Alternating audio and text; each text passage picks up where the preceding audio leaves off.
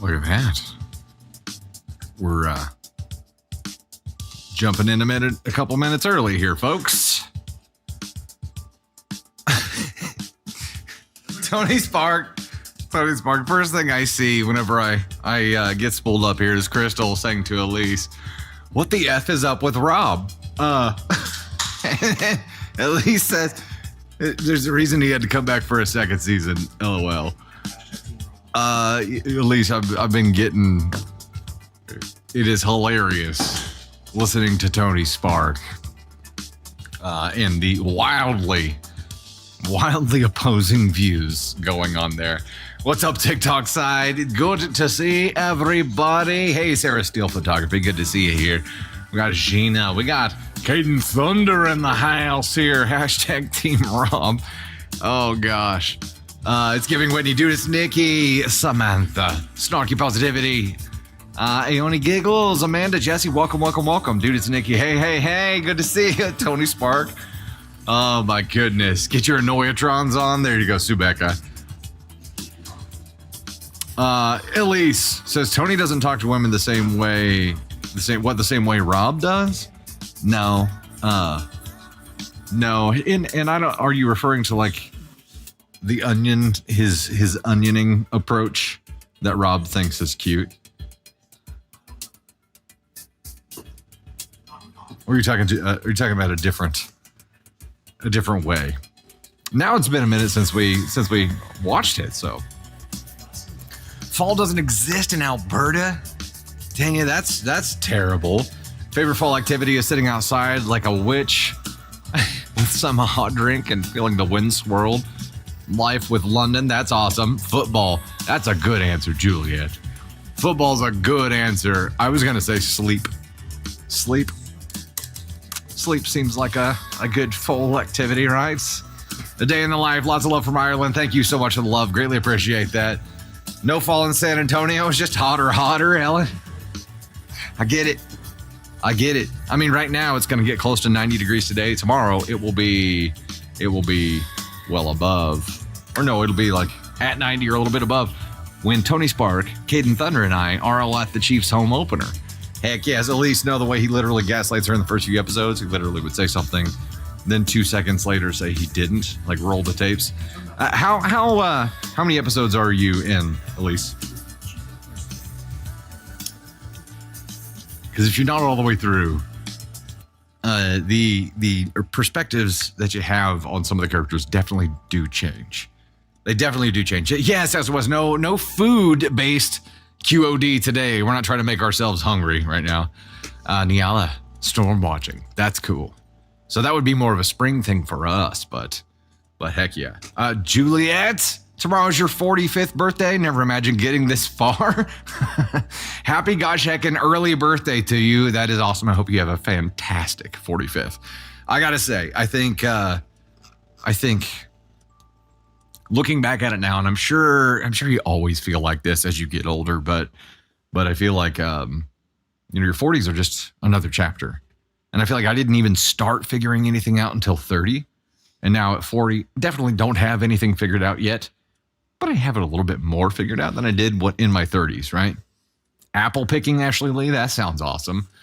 Nursey dear, it's your daughter's 32nd. Happy gosh heckin' birthday to her. Heck yes. What's up, Fane? Hey, Jamie and Gemma, thanks for the shares. Greatly appreciate that. Becky, try 53. I'm looking forward to it. Maybe I'll have something figured out by then. And then my beard will be completely white. Okay, wait. At least how far? Episode 26? Oh, you got a ways to go. Just wait. And then see what you think. I do not believe that there are ill intentions on either party. I think, that show, Love Island, by the way, the show is designed to maximize drama and tension and problems. And they do a really good job of that. And they'll change it up on the fly to make more drama happen. And while, the premise of the show, I feel like is like emotional torture. It's like a blitzed emotional torture because they're for like a month total from beginning to end. And that is the amount of crap they put people through is nuts. Yeah, it will drain your soul a little bit. Angel, we're gonna be in the background while you work today. Off mod duty, sorry. No worries. Thank you so much for your service. Greatly appreciate it. Greatly appreciate the love and all the help there. Favorite fall activities, going to places like HHN, Knott's, etc. Nice. Hey, Alicia in South Africa, bringing sunshine to your days? Hell yeah. I'm happy to do that. I'm happy I could do it for somebody. Just Mag's favorite fall activities, not sweating your ass off. The Involdean Shepherd spring there, but when it is autumn, you enjoy the cooler weather compared to summer. Football is probably the correct answer for us here. Like, it is. And we get a lot of it because we've got 2 daughters who are cheerleaders in separate schools, same grade. And then Brady Thunder is playing football as well. And we got the Chiefs too. So we've got like 4 different teams that we've got to either go to or watch games for. Heck yes, but tomorrow, looking very much forward to getting to the home opener. Seeing the banner unveiling for the Super Bowl champs. It's gonna be a heck of a time. And it's the first time that I've gone to the home opener not working, not filming ahead of time, just going and hanging out. Hey, TikTok side, we do have a goal of 35 hundo bolts to get Candy Thunder up here to get us started. Brianna Brady, Just Mags, Fane, Anise Moon. Just Mags again there, Fane again there. Candy Thunder throwing some gifts to get us started. Becky Morlock, Natalie, and Kansas Kitty. Janine Benham, thanks so much for the love. Greatly appreciate that. Angel, thank you. Good luck with your work. Hatter. Don't know about the summer weather. It's going to be 105 all this week. It's going to be warm for a few days here as well. But I said, I'm still wearing my Bill Belichick edition Chiefs hoodie today, my short sleeve hoodie. I'm doing it. Ellen with the football, go Buckeyes. There you go. I say go FSU, but you're falling apart. It's early. It's early in the season. Anything can happen, right? Anything at all. Nurse, you haven't been since the 90s. It's different now. I'm same old stadium, but it's different. Overkill Mill, Jordan Jen here, MJ Newcomb at Coward Heart. Overkill Mill again there. Minions Den, Becky Morlock, Jordan, Amanda F, Diana Galvin. Thank you. Poor FSU, they have been struggling lately. You know, a lot of teams struggle in the beginning, though. Heck, the Chiefs in the beginning of last year, struggle bus hard, and then got it together and won the Super Bowl. I think it's just a matter of when your struggle happens as a team, right? For some people, it's in the off season, which is great. For some people, it is in the beginning of the season. Some it's in the middle. Some it's right around the time that playoffs are happening, which is what happened to all of our opponents last year. It's good timing for us. Mary, what sport do the Chiefs play? It's American football. Football Amerikanski. Oh, Candy Thunder answering beyond here. Yeah, the tornado that directly hit us destroyed the majority of our Halloween decorations. So we're slowly trying to rebuild that. Candy Thunder did come home the other day with a 5-foot light up spider, which is super cool. Excited about that. We're gonna have to build we're just starting from scratch, which is fine. It's fine. But yeah, it ruined a lot of stuff. A lot. Fall markets and carving pumpkins. Oh, I forget about carving pumpkins. Corn mazes and pumpkin patches and fire pits. Only if it's cool. Well, yeah, no, hot. You can't go to like a corn maze or a pumpkin patch when it's hot. That ain't right. Paul, a member for 6 months of the Goshek and Thunder crew, says stoop, which is soup stew, and crocheting is the best at fall. A good soup or stew. We had soup last night and it was darn good. Lucky, do we normally start this early? We normally start at 3. I started a few minutes early, but Emily and Brian Johnson, member of the Goshek and Thunder crew for 1 month. Love bonfires with friends. I am looking forward to getting the fire pit started up this year. Also, I'm doing a little bit of outdoor work so we can watch the Chiefs games outside too. So we could be at the fire pit still watching the Chiefs game. Going outside without being eaten alive by mosquitoes. Gosh, yeah, I like that. I like that. You get a week of fall, maybe, Mercy? Yeah, just when it's officially fall, or maybe autumn, like when leaves are changing and it's all beautiful and nice and crisp and cool, just come hang out up here for a while. Missy, Silver, Ashley Lee. Silver again there, Ashley Lee again there. Overkill Mill dropping 522 bolts. Hell yeah. Thank you for that. Brianna Brady, Jordan, Silver, Becky, SOS, Frosted Flakes, Chelsea, Tony Spark, Overkill Mill, Jordan, MJ Newcomb, and Coward Hart. You guys are awesome. JD's Loot. JD's Loot or JD Sloot. I always get confused. Missy, Silver, Ashley Lee. You guys are awesome. Ellen, with a reminder on the TikTok side, don't forget to tap the screen early. We do have a goal of 600K bolts to get us started here today. Let's rock and roll. Hatter with the first super on the YouTube side. The only thing I look forward to in the fall is Halloween and celebrating my anniversary with Mr. Hatter. Heck yes. That's awesome. Happy upcoming anniversary to you. Halloween is so much fun. I think last year was the year where it really clicked for Navy Thunder. She's like, oh, if I talk to people, I get candy. Cool. Also, and then that's when she started being social with the whole world. She's like, is this how it works all the time? I'm going to tell everybody I see hello.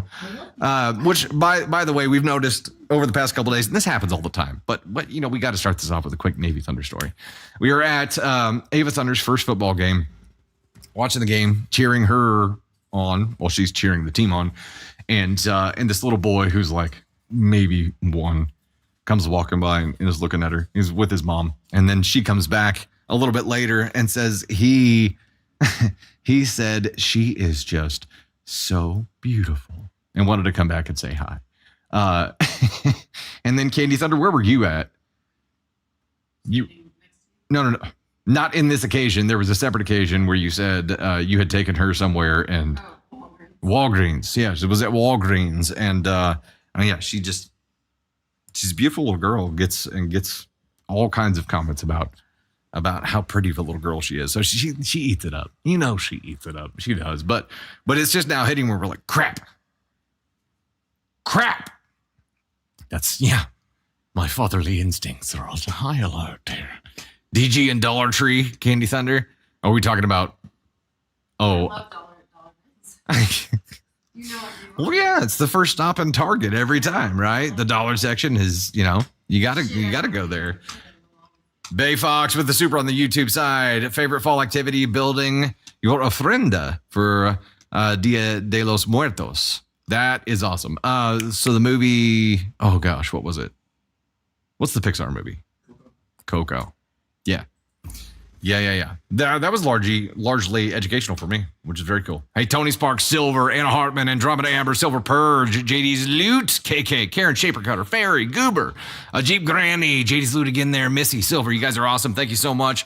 Riley just dropped your 4-year-old off at his first day of pre-K and you're not okay. Thanks for helping keep you distracted. Hey, I get it. It's tough, but it is so good for them to socialize with the other kids. And we have noticed that Navy Thunder particularly is much happier and in a better mood when she has been at school and has been able to socialize with other kids. And if there's a holiday break or something where she doesn't get that, she starts getting cranky. So it is so good for them. In the beginning, it's tough. Like there's no way to make it not tough, but it is it's really good for them. Very, very good. All right, let's get rocking and rolling now, shall we? Welcome to the Gosh Heckin' stream today, September 4th, 2024. Of course, we're talking about favorite fall activities. We're looking forward to cooler, crisper weather here. It's not here yet, but we're getting closer. Coming up, we have stories about jewelry disagreements, family reunion drama, drunken dinner dilemmas, insincere proposals, relationship secrets, and of course, we have spicy stories and a spicy mother-in-law story. Heyo. Aren't all mother-in-law stories spicy? Or is this one just particularly spicy? That's right. Yeah. I mean, we've had plenty of positive mother-in-law stories. Not plenty of, but enough. First goal, of course, is 3,500 bolts to get Candy Thunder up here. And on the YouTube side, we have a $45 super goal to get confetti and a shirt change rocking. We have some different goals going on there for both sides. We'll have gift goals on the TikTok side and super goals on the YouTube side. Both TikTok and YouTube are going to be unlocking different things today as we step through. Make sure you're subscribed on the YouTube side, TikTok talking to you, to stay up to date on all the latest content. Again, you might get 10% of what we actually record. Actually posted as posts on the TikTok side, but everything goes on the YouTube side. We're also going to be doing this today. Wheel of Thunder is going to be spun during the VIP Live, which will follow the public live today for the VIP paid members on both the YouTube and TikTok sides. So if you aren't a VIP member, today is a great day to join. Reminder to keep chat positive and respectful. Everybody, of course, is allowed to have their own opinion, and we aren't all going to agree, but it costs abso-fucking-lutely nothing to be a DFHB. And if it's your first time hearing that, that's a decent effing human being. No spoilers, please. Spoilers will be muted and eventually booted from the live. We're going to be playing the story game again today, where we're going to do a 1-minute poll after reading each title, where you can cast your vote for the OP's ASCON rating. At the end of the story, we'll see how far off we were. All right, you ready? Get out your brooms. Let's do it.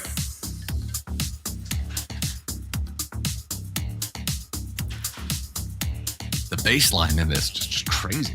We're at 2207 of 3500 right now on the Bolt Goal. Karen Shaper Cutter sending 49 through. Brittany, Marielle, Van der Rilk, Carabites, Jasmine, Swish, Purple Crazy Cat, Trisha Nest, Natalie and Kansas Kitty, Trisha Nest again there, Jamie Nicole, Barry, thank you guys so much. Myra Catalina, Brittany, see you there as well. Get those brooms out. Yeah, we're just now getting started. I need more admission tickets. Yeah, I need one that's like an NTA and an ESH. I'm using these to like cast my votes in the beginning to remind me to vote now. It's much easier than trying to write it down and keep track that way. All right, let's go. Let's do it. Hey there, it's Dusty Thunder with another Reddit story for you from AITA. This one is titled, Am I the Astronaut for Telling My New Wife She's Not Worthy of My Late Wife's Jewelry and Refusing to Let Her Wear It? Yeah, probably. Why are you marrying this lady if she's not worthy? Let me get the poll started here. We'll have 1 minute to cast your vote. TikTok side, YouTube side, please vote with a comment. Where do you think OP lands on the ASCON scale here? The question again, am I the astronaut for telling my new wife she's not worthy of my late wife's jewelry and refusing to let her wear it? I mean, there's protecting somebody's memory, and then there's just being disrespectful and degrading to someone. Now, there is a version of this where if new wife was greedily trying to acquire things that had been saved for children or grandchildren or something like that, and she was trying to acquire it, and this was a combatively defensive statement, maybe it makes sense. But right now, off rip with just title alone, yeah, you're the asshole for me. It sounds like a pretty shitty thing to say, but something drove you to this statement. So I'm going to hedge against it a little bit. I was going to vote ASCON 1. I'm backing off a hair and going ASCON 2. 2 is my vote here. We'll see. Majority of voters went ASCON 1. Going hard at it. 45% of voters went ASCON 1. We'll see what happens here. Solely on the title, brain goes to ASCON 1. Yoko, yeah, I'm with you. I'm trying to think of all the possibilities. Like, is there anything that makes this okay? And there could be. Yeah, the worthy part, but the worthy is in quotation marks too, so could be something she said. Let's dive in. I, 45 male, lost my first wife 5 years ago, and we have a daughter together, Emily, 16 female. My late wife left behind a stunning collection of jewelry, some pieces being family heirlooms passed down through generations. Before she passed, she made it clear that these items were to be kept safe for Emily until she was old enough to appreciate and wear them. So far, that hypothetical that I threw out is holding up. Fast forward to now, I've remarried Sarah, 39 female, who has been a good stepmother to Emily. A few weeks ago, Sarah stumbled upon the jewelry collection and fell in love with it. She asked if she could wear some of the pieces to an upcoming event, which would be the first time she's attended which would be the first time she's attending with me as a couple in public. I told Sarah that the jewelry wasn't meant for her, and honestly, I didn't think it was appropriate for her to wear them since they were my late wife's. I emphasized that the jewelry was meant for Emily, and I didn't feel that Sarah was worthy of wearing something so personal to my late wife. I explained that these pieces were symbols of my late wife's legacy and that it wouldn't be right for anyone else to wear them. Time out. I'm going to red flag this because the worthy statement here was completely unnecessary. OP, I feel like all you had to do was say these were heirloom pieces from my late wife that she specifically requested that we keep safe for Emily and only Emily. So no, that could have been the end of it. The you're not worthy part of this, you didn't feel that Sarah was worthy of wearing something so personal to your late wife. The worthy part was completely unnecessary. And I feel like that's where you became an asshole here. That was unneeded. Also, if this was all set aside for Emily and Emily is the actual owner or will be when she comes of age, I think the question probably needs to be pointed to Emily. Say, Emily, would you mind if she wore this? Game on. Sarah was visibly hurt and accused me of still being hung up on my late wife, saying I should be able to move on and that this could be a way for her to bond with Emily. She feels excluded and like she'll never live up to my first wife's memory. Now Sarah has been cold and distant, and Emily is caught in the middle, saying she doesn't want anyone but her wearing her mom's jewelry. Okay. Emily's cast her vote. My friends are split. Some say I was right to stand my ground and that those pieces belong to Emily, while others think I was too harsh and disrespectful to Sarah. Am I the astronaut for telling my new wife she's not worthy of my late wife's jewelry and refusing to let her wear it? Yes. Yes. There was something that was a very simple explanation here that you added an insult to unnecessarily, right? And now, Emily, the daughter, I do not believe is the asshole at all. She was caught in the middle, or she is caught in the middle of all this. She did cast her vote and say, I don't want anybody but me wearing my mom's jewelry. Okay, done deal. That's all that needed to be said. OP, to throw the you're not worthy comment in here, you turned it into a thing when it didn't need to be a thing otherwise. I think diverting the question to Emily and letting her make the decision up front would have been smart. But that's not what you did. It's not what you did. What say you, Chet? The whole you're not worthy comment makes him an ask on one. ESH but Emily. Brittany, yeah, you're probably right there. What color should they be for NTA? So we do just like the moon here. Oh, I'm doing this for demonstration purposes only. Oh, for Hatter, that was the wrong button. It's just the moon, gray and white kind of vibe for that. And then there's ESH, which I think is probably applicable here. Everybody but Emily, the daughter, does suck. I do think that it was probably insensitive for Sarah to ask about this in the first place, or to say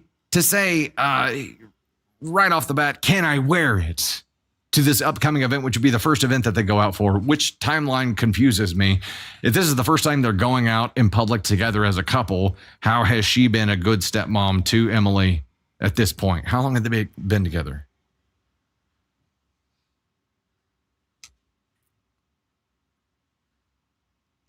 It just says fast forward to now, I've remarried Sarah, but they haven't even been out in public together? That's odd. It seems like OP might have jumped into this.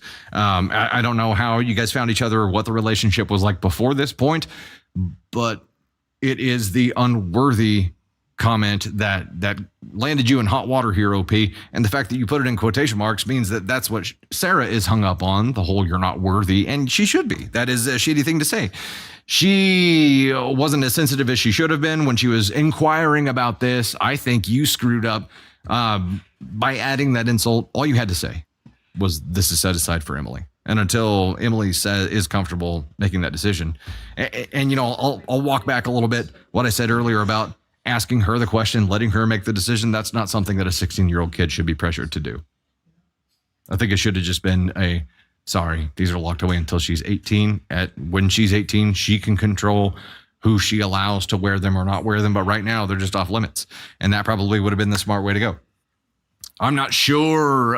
Yeah, you were an asshole, OP. It isn't everyone sucks here except for Brittany. I think you definitely were a bigger asshole here. It's the "you're not worthy" comment that was unnecessary. And if you're willing to treat your new wife like that, I don't know if your partner passed, how you would ever get over them. You know what I mean? Like, of course, you're still going to have feelings for them. Of course, you're still going to love them. Of course. I don't think you can do that to the detriment of whoever you're attempting to move on with, right? Hatter with the $20 super says, I remember one of my dearest friend asked me if she could have my mom's 4-leaf clover necklace because she was like a second mom, and I agreed to it if the stepmom should have been okay with his answer. Yeah, she should have been okay with the answer. And I'm not sure if it progressed after that point. Now Emily feels like she's been caught in the middle. So apparently there is some kind of further development here. But OP didn't have to be as harsh as he was in the beginning. And for somebody that you just married and you say, I'm gonna do this next chapter of my life with you forever, but you're not worthy, that stings a little bit. Let's get some thanks going on here. We did hit the bulk goal, which means we get to get Candy Thunder up here and hear her thoughts on this as well. AK Mary leading the board here with Jamie Nicole, nipping at her heels, Overkill Mill, Mama Silver, Anna Hartman, Jordan, Violet Green, MJ Newcomb, Bailey Chapman, T-Hef90, Tony Spark, Brooklyn BB. I'm going to reread a couple names, but those were our top 12. Tony Spark, Jamie Nicole. We've got Scully Bow, AK Mary, Japan TC, Mama Says So, Jelly55, Bailey Chapman, Brittany, Violet Green. We've got Swish Shenanigans, Purple Crazy Cat, Natalie, and Kansas Kitty. Trisha Nest, Brooklyn BB, Dylan Sprague, T-Hef90. We've got Heidi L. Steele, Kristen Museum Girl, Candy Thunder, Anna Hartman, Janice C, 2014, Mama Silver Purge. Whoa. We got Mama Silver and then Mama Silver Purge. JD's Loot, KK, Lynn 01, Fairy's Dust, a Jeep Granny, Ashley Lee 65, Overkill Mill, Jordan, Mafoxy, MJ Nuke, Minions Den, Amanda Flo, Mags Amazing, Fane 13, and Anise Moon. You guys are awesome. Thanks so much for the love. We're going to get Candy Thunder up here shortly. The next thing we're going to set up is to unlock a Tony Spark appearance and confetti. That drop scared me. I was like, what happened to my audio? No tech gremlins today. Thank you very much. Tony Spark and confetti. We are going for W coins. 2,500 is the goal here. All right, let's get her up here to give us some input, ladies and gentlemen. We have the one, the only Candy Thunder. Oh my God, it's Candy Thunder. With a Taylor Swift sweatshirt on. Hey, it's Travis and Taylor. I got my Travis shirt on. You got your Travis shirt on today? There you go. I got my Chiefs shirt on today. I don't. You don't what? I'm very spaced out from. Candy Thunder has cold been medicine. not well for the past couple of days. I don't mean mentally. I mean physically. Both. Navy Thunder, Physically unwell. The back to school stuff. Navy Thunder was so nice and shared with me her sickness. She, I think this guy said, like what you said, like how do you move on after somebody passes away, like somebody that you love that much. And so I think maybe seeing her and his wife's jewelry made him respond that way. Sure it was painful. It's not right. Like I don't think saying that to someone in any circumstances is the best way to handle a situation, but I feel like he probably was overcome with emotion and lashed out. But, put it down. You are not worthy. Yeah. I understand the sentiment too. Like his. But if something happens to me, don't move on. I won't. Just mourn me. Deal. Wear my jewelry. Me? Yeah. You want me to wear your jewelry? You can wear my C necklace. Just remember me. Okay. You're worthy of wearing my jewelry. Or just give it to the girls. Yeah. Brittany Odin to Loki vibes. Yeah. I will haunt Sergeant Mac. That's how I feel too. I will haunt the shit out of you, no doubt. Come back and I'm like, Navy Thunder, go eat your dinner. Just still parenting from like no one can hear me. I imagine Somebody don't drink those hot Diet Cokes. I imagine it's incredibly difficult, to lose your life partner and then try to move on, and to see your current partner like touching belongings from your past partner. Oh, sorry. It's all right. You're trying to escape the frame again. Mm-hmm. I imagine that's very difficult and very emotional. However, if you are dedicated to this person as your partner enough to marry them, I think I agree. the intended damage with the word worthy can't be a thing. It can't be a thing. Oh, if the boys want some of my jewelry, they can all have at it. Totally open for grabs for whoever wants it. I don't really own a lot of expensive jewelry, so I have one of my mom's necklaces that I want, and that would be it. You know which one of our kids is going to be like, I want all of it. Navy Thunder. Ava will be like, Navy Thunder, who wants to wear 20 bracelets at one time. Yeah. Navy, and they all know too. We're working really hard to make sure that Navy knows she's, that her, I was going to say her shit stinks, but to make sure that she knows. We do. Like, every time she poops, we're like, you smell it? Your shit stinks too, child. To make sure that she doesn't, I want her to be a DFHB.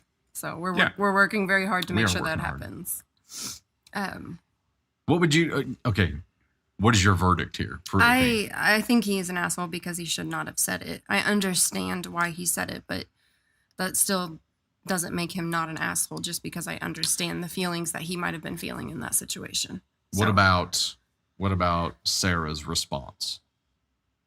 Sarah is his new wife. I don't think she should have put it on in the first place. And that is where I don't think she did put it on. I think she found it and she wanted to wear it. I thought she was wearing it. She stumbled upon it and fell in love with it and asked if she could wear it. If you had a previous partner who had passed away, I would not want to wear their jewelry. No. And I don't think that's good point. I just wouldn't want to. I wouldn't feel any need to do that one to you or to your children. Yeah. Like I wouldn't feel the need to take somebody else's jewelry and wear it because I did not know that person. I don't have any relationship with that person. That jewelry doesn't mean to me what it means to you. So I would respect that. So like you said, ESH for stepmom and dad. And I don't think I understand why the daughter wanted to keep it for herself. And that's what I would want too, is for our children to have it. And LMB agreed. New wife, she was cold to accuse him of not being over the first wife. And you're right, Candy Thunder. I think Obviously. I'm just kidding. her inability to look at these physical items that she fell in love with, she saw them only as physical items. Yeah. And she did not acknowledge the emotional attachment that her husband and her bonus daughter would have to them, and cared only about the aesthetic of herself. So she could only think of herself right then, and that put him into defensive mode. And now the 16-year-old is caught in the crossfire too. It sucks for everybody, but he didn't have to say what he said. I think he escalated it when it didn't need to be escalated. Instead of diffusing. It could just be like, hey, that brings forth emotion in me and it hurts me to see that. And that's not something I would want. And that's obviously she's still going to get her feelings hurt, but you handle it as a mature adult instead of saying you're not worthy. Because I think he just responded emotionally. Okay. I have my... You're not worthy. Put down the jewelry. Toddler talk time. Call it TTT. Yesterday, Navy asked for... I always give you guys a funny story. But yesterday, Navy asked for her poopy dress when we got... Okay, well, I'm going to back this up. She has a denim overall dress that I have been trying to get her to wear for because she's very, wants to choose her own things now. And 9 times out of 10, I let her wear what she wants. But I really wanted her to wear this dress before she outgrew it. And she said, I don't want the cowboy dress. And I'm like, it's not a cowboy dress. It's so cute. It's an overall dress. And it looked adorable on her. And she said, fine, I'll wear it. But when we get home, I'm going to put on that dress. And I'm like, okay, that's fair compromise. This is not what a princess would wear. Yeah. And we get home that day. And she's like, I want my poopy dress. And I was like, I heard it. I was like, I heard it. And we're both like, poopy dress? She's like, yeah, the poopy dress. And I'm like, I don't know what that is. You're going to have to explain what color is the poopy dress. And she's like, the poopy dress. And I was like, Ellen, Sergeant Mac has one of those. I bet he does. But so finally we're like, oh, poofy Yes. with an F, Poofy. not a P. And it was a poofy. Like, she likes the dresses with the tulle on the bottom. But yeah, it was Even after we said, we're like, you mean poofy? She's like, yes, Poopy. poopy. I'm like, okay. oh, it's webbies and poopy dresses. Webbies and poopy dresses. Or wedgies and poofy dresses. But anyways, toddlers messing up words is like one of my favorite things in the world. So if you guys need to share that in VIP, I'm all about listening to those stories because they make me happy. Oh, gosh. Ellen, picture where it doesn't exist. We need to see Sergeant Mac in his poopy dress. All right. Bye, guys. We'll post Navy in her Thank you, poopy Candy. dress. Ladies and gentlemen, Candy Thunder. Also, incredible effort. Feeling terrible today, Candy Thunder. And still gets up here to be a part of the live with us. So lightning bolts and love for Candy Thunder up here. We only had Dimetap kids and it was expired by like a couple months, but y'all, it's actually like, it's drying up the sinuses. So I'm not opposed to, it's called Wall Tap actually. It's like generic Walgreens stuff, but it actually really helps. She's like, does. I can breathe. Yeah. There are 4 of everything, I'm a little, but I can breathe. So, yeah, keep hammering that Dimetap and we'll see Candy Thunder just slowly degrade as the stream goes on here. By the end, she'll be completely slurring her words. And that's like going to be our peak. Like, that's peak drinking for us. That's peak drinking. Yeah. We don't, we just don't do it. How does she look that good even when she's sick? I know, right? I know. We're at 400 to 2,500 on the W coin goal to get Tony Spark and confetti. Rock and rolling up here. Random delight. Cold Advil is the best. Generic works. Wait. Oh, Advil cold. Okay. I was like, wait, you take Advil and like put it in the freezer? I'm not very smart. Sorry.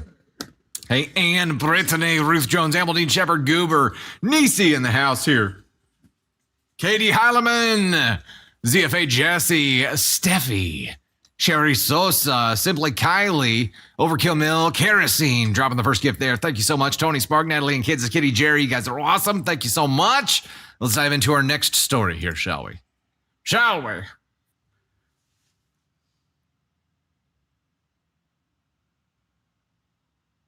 Yeah, catching up on some comments here. Michelle Heather, just can't understand the new wife, because if that was me, I would see as new wife trying to replace mom. Yeah, if she's trying to grab, like, wear things that were hers. And yes, I think that's the big screw up that I didn't really see before until Candy Thunder pointed it out. Should have seen the emotional attachment to that, like trying to dress as her. We've read stories before where somebody tries to take on the complete aesthetic appearance of somebody's ex, and it's insensitive. It's not okay. Not okay. It is Tony Spark. Oh my goodness. Oh my goodness. All right, here we go. Hello, ladies and gentlemen. Dusty Thunder here with another AITA story for you, titled, Am I the Astronaut for Telling My Wife Not to Come to My Reunion? Wow. We've got a lot of spouse opposition is the theme of the day here. That might not have been the right hand signal for it, but you know what I mean. Let's get the poll started here. Poll is starting right now. Title again is, Am I the Astronaut for Telling My Wife Not to Come to My Reunion? Assume this is class reunion.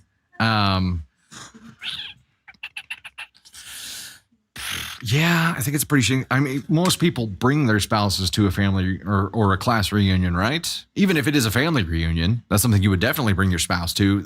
Trying to exclude your partner from it is either with the intention of hanging out with the boys or your friends and not having to worry about your partner there, or you think she's going to start shit or he is going to start shit, something, but trying to exclude them into something that I feel like they should be invited to, and it's obviously a big enough issue here, is an asshole move for me. But I'm going to go 2 on this as well. I'm going 2, as I definitely shouldn't have done it. Maybe not an evil thing, but let's see. Yeah, there has to be a reason. Yeah, there does have to be a reason.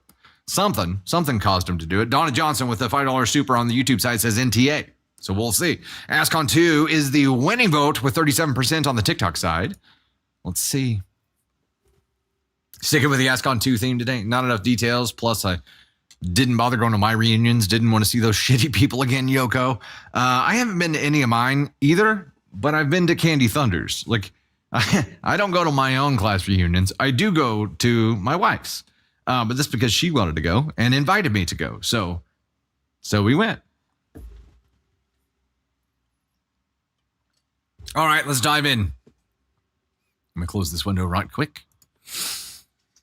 My 33 male 10-year college reunion is this month, and I have been looking forward to it all year. My wife, 32 female, and I have 2 very young children and have moved recently, and as a result, I have had a hard time socializing, making friends, or doing anything outside of caring for a toddler and a baby. I have felt increasingly isolated and depressed and have begun antidepressants. I am looking forward to this reunion and seeing some of my best friends and their families. Several of my friends are also now married with children. We live close enough to drive to the college for various events throughout the long weekend. 3 months ago, we had our second son. Following delivery, my wife had to be rehospitalized due to complications. I had to take her to the ER, and she ultimately suffered a stroke as a result of complications with pregnancy and delivery.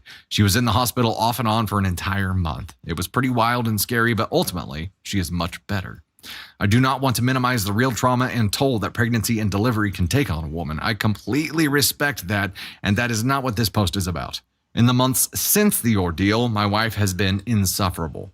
Every single conversation ends up going back to her health issues, petty drama among her family relating to it, etc. I cannot stand it.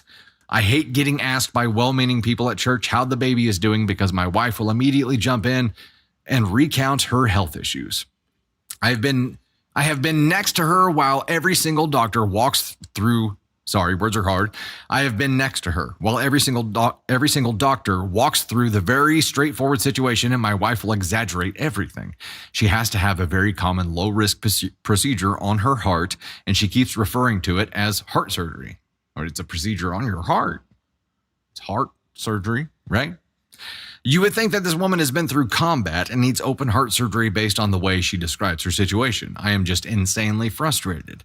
I know that she will completely dominate every single conversation I have at the reunion. I know she will wedge in stories about her delivery and trauma and toss in complaints about her family into every attempt to catch up with friends.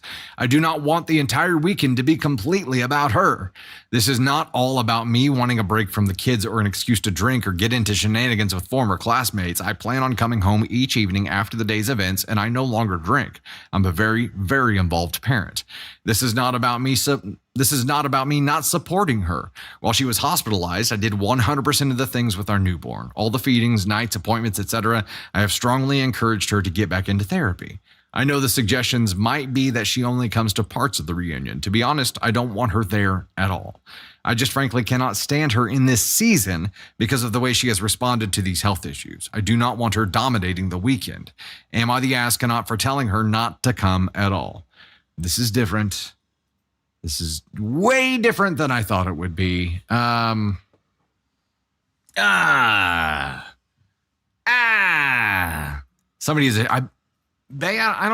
don't think he's ashamed of his wife. So look at it this way. As a parent with young children, every parent goes through this season, we'll call it, or this phase, where you feel like you're losing yourself a little bit, like you're losing your own identity because you become a servant. You become just numb in the duty of performing care for your child. And you love doing it. Like you wouldn't change it for the world, but going through that repetition and only caring for others and only caring for others and only caring for others leaves you with an empty cup.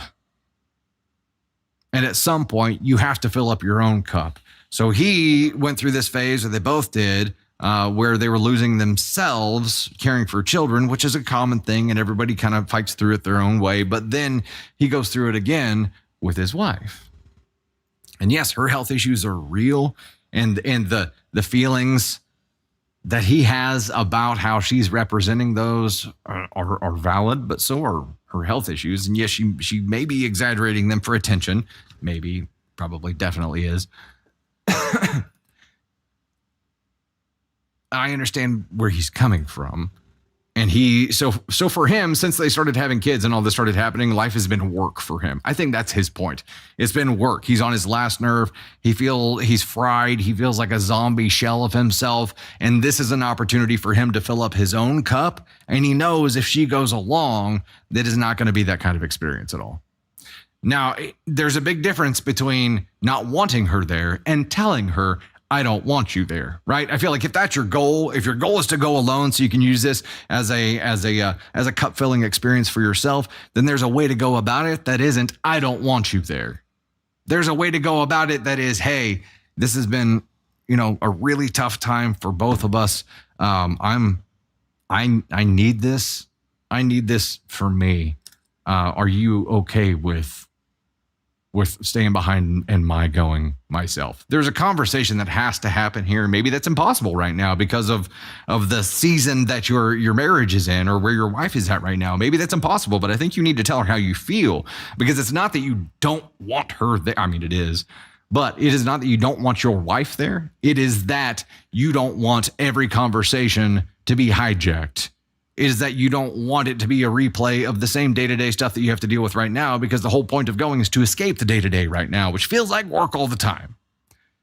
If you do not fill up your own cup and do something for you, you will fade. You will lose yourself. And when you lose yourself, there's damage done to that. Your marriage is going to start to crumble. Your relationship with your kids is going to start to crumble. Your whole life is going to start to crumble if you do not address this at some point. But I would hope you could talk to your partner about this and be like, hey, I need this. And I would hope that your partner is supportive enough to be like, I get it. I need something for me too. I'm going to find something that can be a me thing too. You guys both need you things. And if this is the you thing that you're choosing, communicate that. I do not think you have to say, I do not want you there, wife. I don't think that's the right way to go about it. And I really don't think that's at your core what you're trying to achieve here anyway. To communicate what you really want, I do think you need to communicate your feelings through here, but I understand where you're at.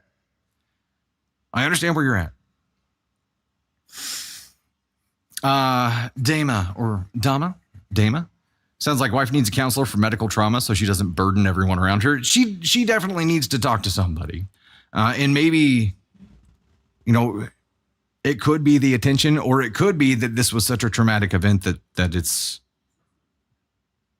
consumed her thoughts. And she's on replay from this. Like, she can't escape it. She can't escape the vacuum of that black hole, this trauma that happened with her. And she can't live beyond that moment or that situation right now. It's possible.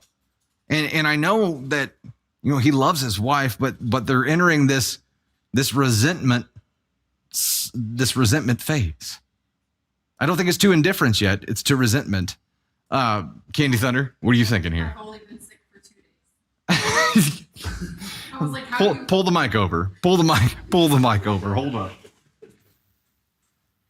Candy Thunder says that I've only been sick for 2 days. This isn't about you, wife. This isn't a man cold. This is a real cold. This isn't about you. Look, y'all. My wife makes everything about her cold. I can't talk to anybody without her hijacking the situation and taking it back to her cold. Like, I just want to talk to other adults again and have adult conversation and enjoy conversation again without replaying the same thing over and over again, which is all embellishments of how bad her cold is. Wait, are we talking about when you get sick? I mean, She said this is not a man cold. Did you hear that? She's calling me the embellisher. It's the Dimetap fits. the wall tap fits. You need a Dimetap out over there. Dimetap out. Lady flu is a thing. They both need a break. But my challenge to OP here is to frame this differently. And think about it in terms of what you're really trying to achieve for yourself, and try to communicate that to your partner. And it may be worth attaching I know you need a similar experience for you. I know you need to fill up your own cup as well. So let's find something that you could do without the kids and without me that would be enjoyable for you. That would be a break for you. But this thing I really feel like needs to be for me. I need this. And I would hope, so if Candy Thunder came to me and said this, I'd be 100% in support of it. I would be. If she came to me and said, she's looking at me like, what the hell are you talking about right now? If you came to me and said, I need to go to this thing, I need some me time, I'd be like, okay, I get it. I get it. Elise dropping the $5 super over here says, Candy, are you sure it wasn't Tony's allergies and not the kids? No, it was straight up baby testing positive for COVID. Yeah, we've had a little bit of a COVID flow going through the house. Counseling is a must. I feel like probably for both of you, individually and maybe as a couple as well. But starting off individually so that you can identify those specific things that are affecting you, and then maybe coming together and discussing those as a couple. Sure, many people don't realize, but men also go through PPD and they also need breaks. Yes, yeah, they definitely do. And that whole, depending on how involved they are in the beginning of the process, like if you're both sharing like primary caregiver duties, or in this case, if he had to step up and be the primary caregiver very early on, it is a very draining experience and you're going to suffer from it. You are. And you just have to prepare for it. But here is like, this is a situation where you both have needs. It seems like she's presenting hers to be more important than his and not even giving him a chance to like get a word in. And I'm sure that's difficult for him. But think about what you want. And operating on the assumption that you want a happy, healthy family where you aren't splitting your family up, you're happy and you have a relationship that you don't feel resentment toward like you're getting to right now. Counseling is a must. Hatter, this is how I would tell my wife, hey, so my reunion is coming up, but I've been thinking of going alone this time. I really need a mental break from everything, and I hope you can understand that. Something like that. Yeah. As long as it's not hey, my reunion's coming up and I really need a mental break from you. You know, as long as it's not like that, I think you're okay. We've got C.F. Pelletier, author. TLS, Janice 2014, Mama Says So, Quinn, Beth Bars, Jenny, TLS, Lorelei, Jetta Howell, Jenny again there, Aunt Sue, Donna Stone King, thanks for the love, Ruth Jones, Holly Jill, talk to you there as well, Just Mags, thanks so much. We're at 1801 and 25 hundo right now on the W coins to get Tony Spark up here. You're not worthy to be seen at my high school reunion. You aren't worthy of my wife's jewelry. You aren't worthy to be at my reunion. You are not worthy.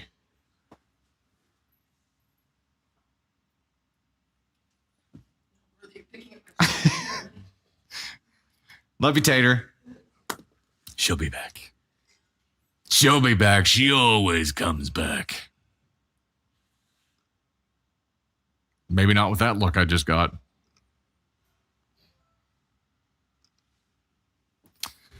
Worthy thing going hard tonight. This one, something feels off. You want her side. Has husband really listened to her trauma? I think one of the dangerous things about this test is that he's been there for every doctor's appointment. So he notices whenever she's embellishing, and I'm sure feels like she's embellishing for attention, and knows if attention is her primary goal, that she is going to hijack every conversation here. She may not realize that she's embellishing. That may be something that he has to realize here too, or he has to learn about too. If she suffered a stroke, I mean, there's forever damage attached to that, right? So that what she feels, I'm sure, is what she's communicating. He's taking that as an embellishment, but it's what she feels may be an accurate representation of what she's saying. So it's tough, and there needs to be a mutual understanding here. They don't have an understanding of each other's needs right now. There's a split there, and that bridge has to be rebuilt because they're different people now. They've gone through different things, and I mean the person that you marry is not the same person after you have kids, because you've both been through things, and there has to be kind of this reconnect along the way as you hit these different milestones and go through different things. He can be diminishing it also. Could be. Yes. All right, let's dive into, wait, did we give a verdict here? Am I the astronaut for telling my wife not to come to my reunion? I think the way that you're talking about doing it, at least OP, is going to come across as an asshole-ish way. I don't think it's what you mean, but if you say what you are planning on saying, yes, you will be the asshole, I think it's going to be a probably at least a 3. Should do it differently. Not a could, a should do it differently, because you're going to cause more damage to your situation if you approach it the way that you're talking about approaching it. There's a better way to approach that won't be as damaging, and maybe a way that will help both of you and move you toward the direction of healing, which right now is not happening. You guys are just kind of floating and resenting. At least you're resenting her. I don't know how she's feeling about you right now. Everyone does deserve personal space and time. And your partner needs to recognize that and agree with it for it to actually happen, right? Communication. There you go, Brittany. There you go. It isn't everyone sucks here. Yeah, it is. And I'll go and throw that up here. She may not know that she's having the impact on him that she does. And from the sound of it, he hasn't voiced his frustrations to her. So, yeah, that's tough. That's tough. All right.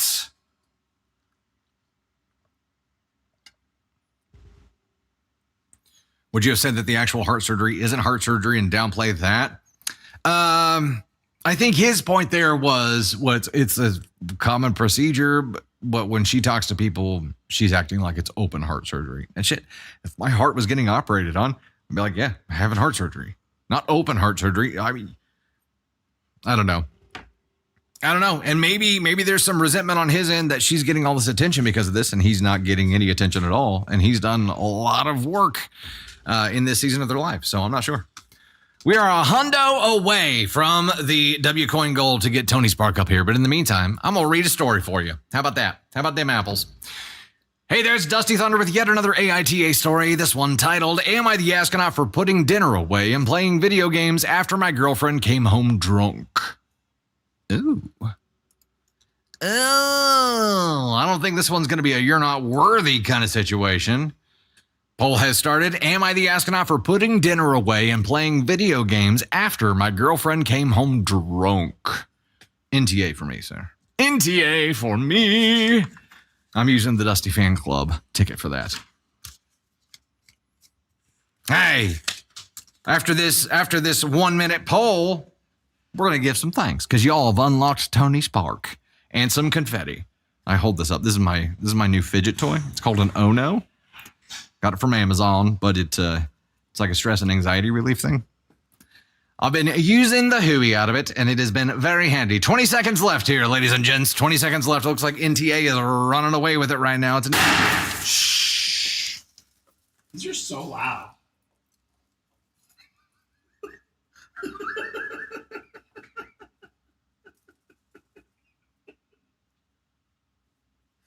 Oh, yikes. Speaking of traumatic experiences, wow, that went hard. We're gonna have to be careful not to shoot that. I aimed between them. I didn't even aim at that. I was aiming over. We do have Chiefs colors. Look at that. We'll just drape it around here. Around the thing. I peed a little. I'm not gonna lie. I think I did too. I think we all peed a little. Okay, looks like NTA took this one. We'll see. We'll see where we end up. But before we get to that, we got to give some thanks here. Can you save me on the gift of names here? Tony Spark. I am going to read our top 12. You get your name read twice. Lorelei, Bailey Chapman, TLS Journey, Chef Tila, Mama Aaliyah. Is that right? Jordan, Ashuri, Dana May, AK Mary, Janice C, Tony Spark, Simply Kylie C. Also, Ashuri, Donna Stone King, Ducky, Tony Spark, Lorelei, Bailey Chapman, Jordan, Rocket Lass, Mommy, Aaliyah, Ghostly Marshy, Banana Nutella, Real Broad Zubak, TLS Journey, Janice C, 2014, Mama Says So, Aunt Sue, Holly Jill Talk, Mags Amazing, AK Mary, Violet Green, wait. Spacey Mama? Is that right? Spicy Mama? Spicy Mama. I'm trying to remember. My brain is garbage right now. Sorry. And then it refreshed on me. I got to find my spot again. Jazz, Dana May, Amanda Flo, Chef Tila, Justina, Brandy Hicks Davis, Matt 626, We've got Scully Bo, Francis Levitt, Ambaldine Shepherd, T Half 90, Katie Heileman, Simply Kylie C, Jerry Lee Go Forth, This Guy You Know, Mama Silver, Jilly 55, Trisha Nest, Stacy Glenn, Purple Crazy Cat, Goddess Eris, Real Life Works, Hemming No Way, and Shaz 5951. Thank you guys so much. We're going to get Tony Spark up here momentarily, and then we'll read this Gosh Heckin' story. Do you want to read the story first, and then... Do you want me to read the story first, and then you hop in? Yeah. Okay. All right, we'll do that. Let me get the next one set up right quick. This next one is going to unlock a spicy story and Candy Thunder feedback. Assuming she gets back in time here. Spicy story, Candy feedback.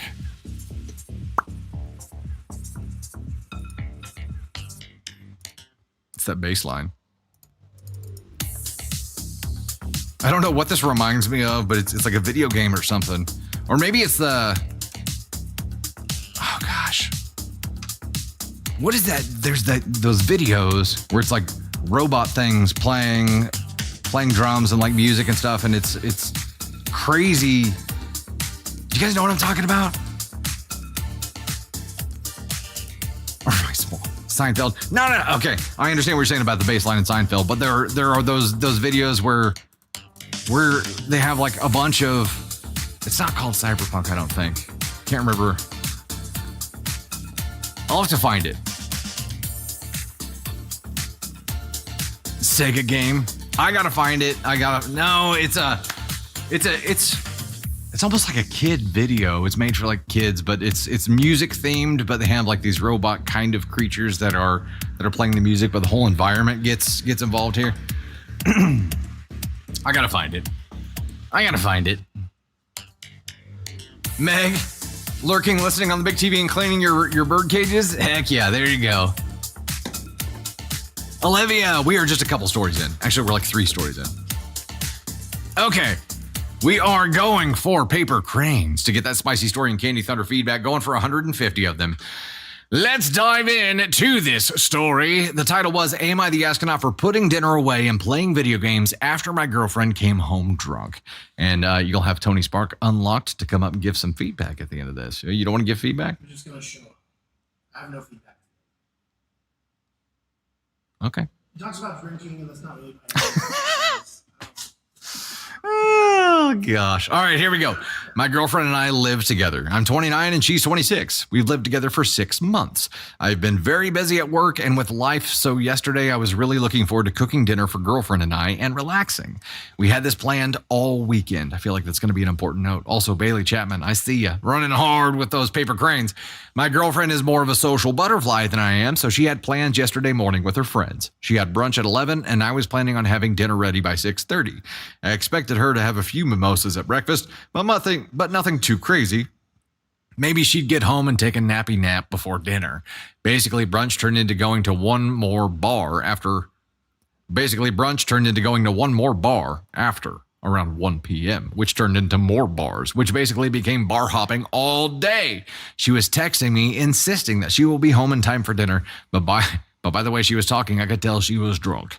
I started making the pasta around 5 p.m. Around 5:30, I saw on her Snap story that she was doing shots at a bar in a completely different neighborhood of Chicago. I didn't want to be the boyfriend who nags, so I let it go. I was getting seriously annoyed because I was thinking, oh great, she's going to be hammered for the nice night we had planned. At 6:30, she was not home yet. I saw on her location that she was now at a different bar from where they were taking shots at. I ate and asked my friends if they wanted to play PlayStation, so I packed up the food, put it in the fridge, and hopped on PlayStation with the boys. Girlfriend arrived home around 7:15, clearly drunk. She asked what the fuck I was doing and what about dinner? I said she was late and dinner was done, but it's in the fridge, so she can heat up some if she wants. She apologized for being a little bit late, but basically gave me a half-assed laughing apology saying, you never know what to expect when the girl gang goes to brunch. I said, that's fine, but now I have other plans. She called me rude and went to bed. We haven't talked much about it today, but I can tell she's being passive-aggressive, so am I the astronaut. Edit. Oh, and she also went and said my dinner didn't look very good, so she door-dashed Taco Bell. Wow, she's just a swinging for the fences, isn't she? She's swinging for the fences. Yeah, it is the best part. She's like, this pasta doesn't look very good. I'm ordering Taco Bell. Okay, so no, let's go ahead and get this out of the way right now. You are absolutely not the astronaut for putting the food away and jumping on and gaming with your boys. You are not the astronaut at all for that. This was extremely disrespectful on her part. She got swept up with hanging with the girlies. And you know what's funny is that this whole situation, I feel like, is something that is very, very common for dudes to do. Sounds like a great day. Yeah, you got Don Drapered, right? You got completely Don Drapered here. Yes, this sounds like something that is a common scenario, but it's a sign of immaturity. And she is quite a bit younger than you, right? Let me go back. Now she's 26. She's just 3 years younger than you are, and you're 29. So it's a sign of immaturity. I think you've take a grain of salt with it, because also she drank the entire day mimosas all the way to past 7 p.m. So last drink she had was probably 6:30 at the earliest. That's a lot of drinking. So she's probably feeling like shit today at the end of the story as well, where you said she's being passive aggressive. I'm sure she's hungover as F. I'm sure she's being a little bit bitchy because the hangover that would start after that much day drinking, now's probably not the best time to try to have a serious conversation. Not unless you're hooking her up to an IV bag and then having a conversation later on. Call the mobile IV and oxygen bar people, have them come over and freshen her up, get back into fighting status, and then you can have your conversation. But she, hopefully, after she emerges from the fog that is the hangover from the entire day, like 12 hours worth of drinking that she did, is going to see things clearly and apologize to you. I would hope. You are not the asshole here. You were disrespected.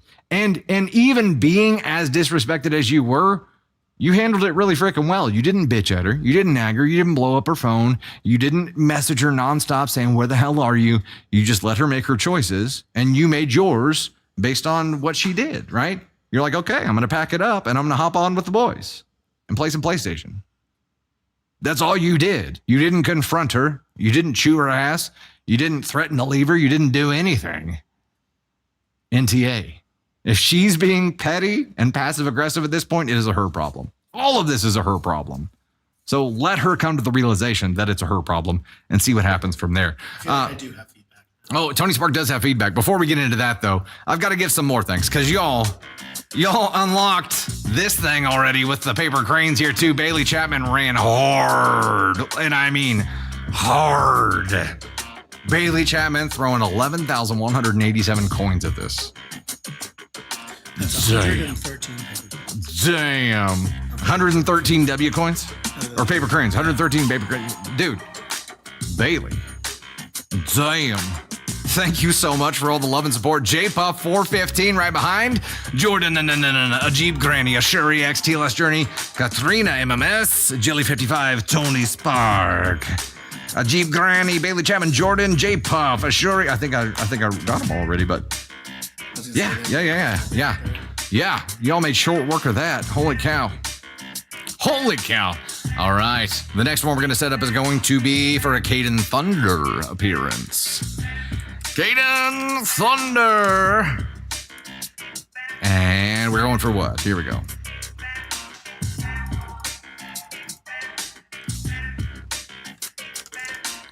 Okay, we are going for Tiny Dinies, TikTok side. We're going for 2K Tiny Dinies to get Caden Thunder up here, but you have unlocked the spicy story and Candy Thunder feedback. Before we get into that, we got to get this guy up here. Hold up.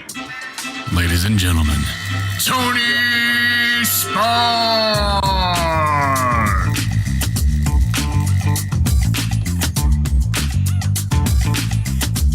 Hi, everybody.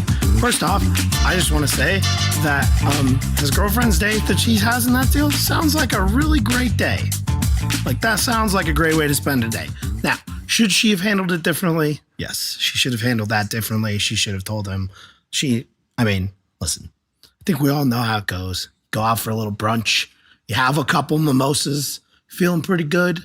ready to go, and it's like, hey, let's just go to the, let's go over here and have a drink over here. They got really good espresso martinis. Maybe you just want to go have a little espresso martini, a little post-brunch cocktail.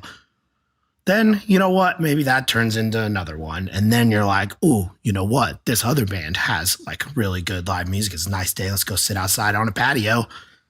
So then you go over there. You know what? It happens. It happens. But I think it was pretty rude on her part to not really, I guess communicate. Or did she communicate that she was going to be late? I don't know. She's gone all day. He made dinner. They had plans. She probably should have maybe tried to leave, but I don't know. I also understand how it gets out of hand. He's not wrong at all for boxing up her dinner and be like, I put that in the fridge and be like, it's over.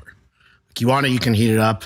Also, I thought the funniest part of the whole, the line in the store, she ended up getting DoorDash Taco Bell. I thought that was really funny, but yeah. Anyway. Yeah, a text would have been better than nothing. Like telling him, because she said that she found out from, he had to check her location and find out where she was at. And, she didn't even say where she was at. So she should have communicated throughout the day that maybe she was going to be a little bit late. Be like, wow, this espresso martini is really hitting good. Or wow, this patio is really nice. I'm going to do that. Maybe she could have been like, hey, yeah, she's out with the girls, but hey, why don't you come have a drink or something? I don't know. But listen, we've all been to brunch. It's all gotten out of hand. Like, we've all had a day that just gets out of hand that turns into day drinking. And sometimes day drinking is the most fun. I mean, we've all been there. And if you haven't been there, that's okay too. We've all been there. But I mean, it sounds like a great day. It sounds like a great day to have a great day. But how are you guys? Elise said it's the appropriate shirt for this feedback. Yeah, it's my Travis Kelce shirt. Jabroni. Jabroni. Taco. Ms. HH, Taco Bell official food of the turn. That is so true. That is great. Also, you guys should follow at Tony Spark _. Posted some new videos. And actually, we have. What was that look for? We have a new content theme for Tony Spark. What? I said Waltap has no. You just gave me a Wall tap. I gotta look, but yeah, you should go follow me, and if you don't follow me, you're missing out. Totally. I don't know. I don't understand how the TikTok algorithm works. Neither do we. None of it makes sense. Neither do we. Of course. Yeah, but yeah. As a bartender, I support brunch. Brittany says, Dude, brunch gets out of hand. It happens. Okay, like sometimes you have intentions to just go to brunch and you're gonna have a mimosa, but the problem is, you know what? They were probably at a place where there's bottomless mimosas, and you know what? When that happens, it's like challenge accepted. yeah, brunch is the taint of meals. You don't. I'm not insulting brunch. I think that's kind of an insult. I was gonna say that's kind of an insult. No. Brunch is the best.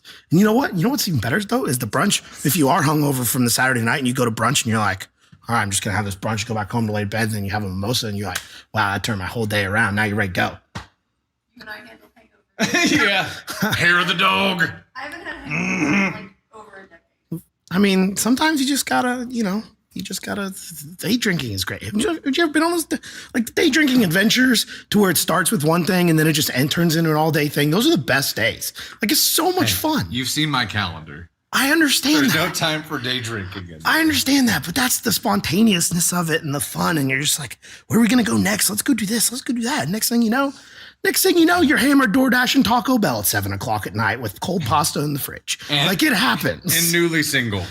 And newly single. Like, I mean, Next thing you know, you burn your relationship to the ground. Ah! I mean, When yeah. I'm parenting, maybe should I have how many drinks are Yeah. acceptable There you go. when I'm staying home? If it's wall tap. Well, if you're at home, is there another adult around? No. Unlimited. Me. Have your own bottomless I'm mimosas. another child. I count as a child. We have to clarify that. Dude, Risa. brunch is the best. Risa, thanks You for the can't super. go wrong with brunch. There was a bunch of somebody sent a bunch of Oh, sweet. somebody sent a bunch of gift from Ruth. Ruth sent a whole bunch of subs. Heck yes. Awesome. All right, I'll dive into that. Okay. Bye, guys. Follow at Tony Spark _. Tony Spark. Make sure to watch my new videos and share and like, please. Speaking of Tony Spark, and we gotta get into this a little bit. But before we do that, Totally Radical, MJ Newcomb, Trisha G, TLS, Katrina, Matthew Schultz, MJ Newcomb, Ruth Jones, Katrina again. They're dropping a whole bunch of tiny tinies. Ruth Jones dropping a whole bunch as well. Akasha, you too. Katrina, Janice 2014, Ghost Marshy, Silver as well. Diana, thanks so much for the love. Ruth Jones, Mary, Nicole Ray, McMillan, Katrina again dropping all kinds of tiny tinies there. Mary, Silver, Nicole Ray, Silver again, Jordan, Mary. Okay, here we go. So we've got Kit Kat, Naughty Nun, Rolling with Life, KTH 93, and Scully Bow. Now members of the Gosh Hecked fam from Ruth Jones. Ruth, thanks so much for sending out those gifted subs, and all of y'all, welcome to the Gosh Hecked fam. Heck yes. Love to have you here. Okay, so here's the quick update on the Tony Spark side of things. We had an idea for his content theme. His content theme is he welcomes all the haters, like bring the haters on. He says he likes to mess with them. So he wants all the haters. So that's going to be his thing. He's going to be like, bring on the haters. We got to the bottom of this while refilming the episode of Thunder and Spark that was lost. The entire episode file got eaten a couple of weeks ago. We refilmed it this last Friday. It's about 2/3 edited right now. I'm going through the rough cut, and there's some of the most funny shit we've ever filmed is going to be in this. So you're definitely going to want to stay tuned. And when that does come out, give it a watch because it is hilarious. We go into, of course, a lot of Love Island discussion, but also Candy Thunder's dating history. We talk about toenails. We talk about a lot of stuff, and Tony Spark wanting all the haters. We tried to get a sponsorship from OnCloud, probably failed. There's a lot, but be watching for that. It's coming out soon. Thunder Fam brunch outing. There you go. There we go. Okay. Candy dated toenails, basically. Kinda. You'll have to watch the podcast to find out. the name Edward Scissorfeet was used. She has a scar, literally. It's a scarring relationship. It was a scarring story. Yes, you'll have to tune into that podcast to find out more. Okay, it is spicy reward story time. Candy Thunder, are you ready for this? She's giving feedback on this one. Can we get some feedback? Looking alive. Here you go. Come on, Wall Tap. Stick your head in the freezer for a second. All right, ladies and gentlemen, here we go. We got one of these for you. Spicy story. And with the newly minted disclaimer by Spicy, we don't mean risque. We mean dramatic. We have to do that for the book talk, folks, right? We have to be like, okay, Spicy. We're calling Spicy dramatic. Just don't get your hopes up. Trend for spicy. Yes, a new spicy trend. All right, here it is. I guess I need to do like the official intro over again though. So Caden Thunder, while you're editing that, we need the little spicy animation graphic that I just showed. But then this. Hey there, it's Dusty Thunder with a true off my chest spicy story for you. This one is titled, I organized a fake wedding and married my wife, and now my actual wife is threatening to expose me. Ooh, what?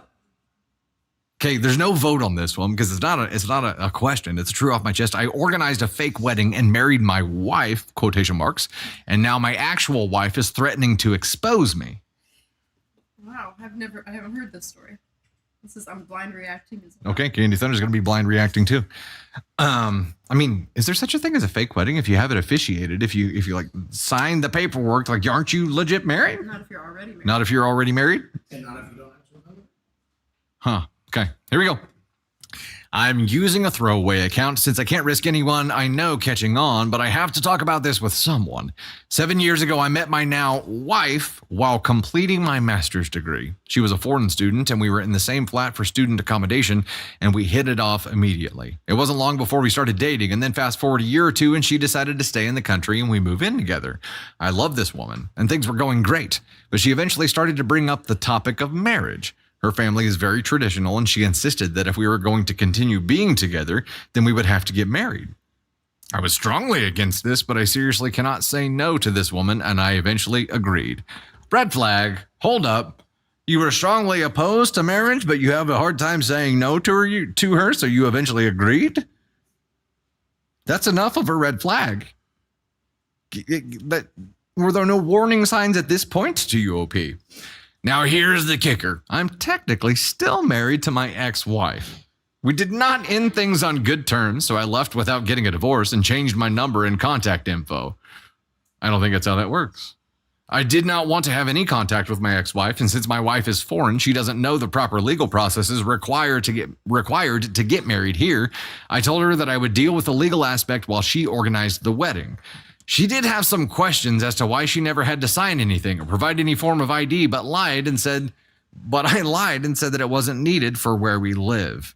We had a large wedding, and it would have been absolutely magical if it weren't for the fact that the whole time I was sweating bullets, wondering if anyone would find out it was all a ruse. The only people who had any idea it wasn't a proper wedding were the staff, where I said that we're already legally married and we're having a reception now that we had the money. We've been married for almost 3 years now, and she still has absolutely no idea, and it seemed like I had gotten away with the impossible. That was until last week when my actual wife reached out to me. Apparently, she found out through a mutual friend that I had remarried and got my contact info from them.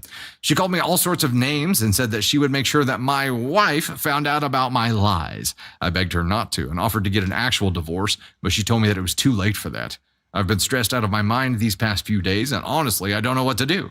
Telling my wife is absolutely off the table, as I know for a fact that she would leave me without hesitation. So yeah, that's my situation.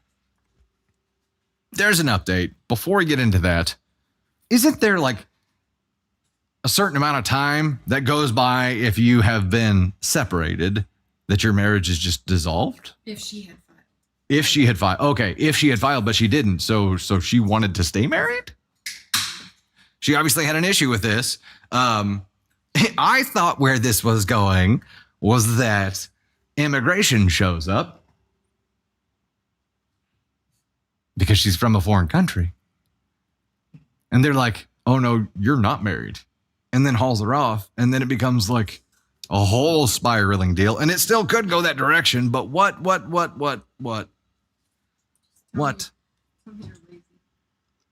This is Candy Thunder said, tell me you're lazy. I think this is cowardly. If you want to marry somebody, you have to be at least have enough courage to end the marriage that you were already in. And now, yes, this is going to cause all kinds of damage. So you put yourself in a situation where if you come clean about it, your new wife is going to leave you without hesitation. Why do you think that is? Because it's incredibly fucked up? Yeah.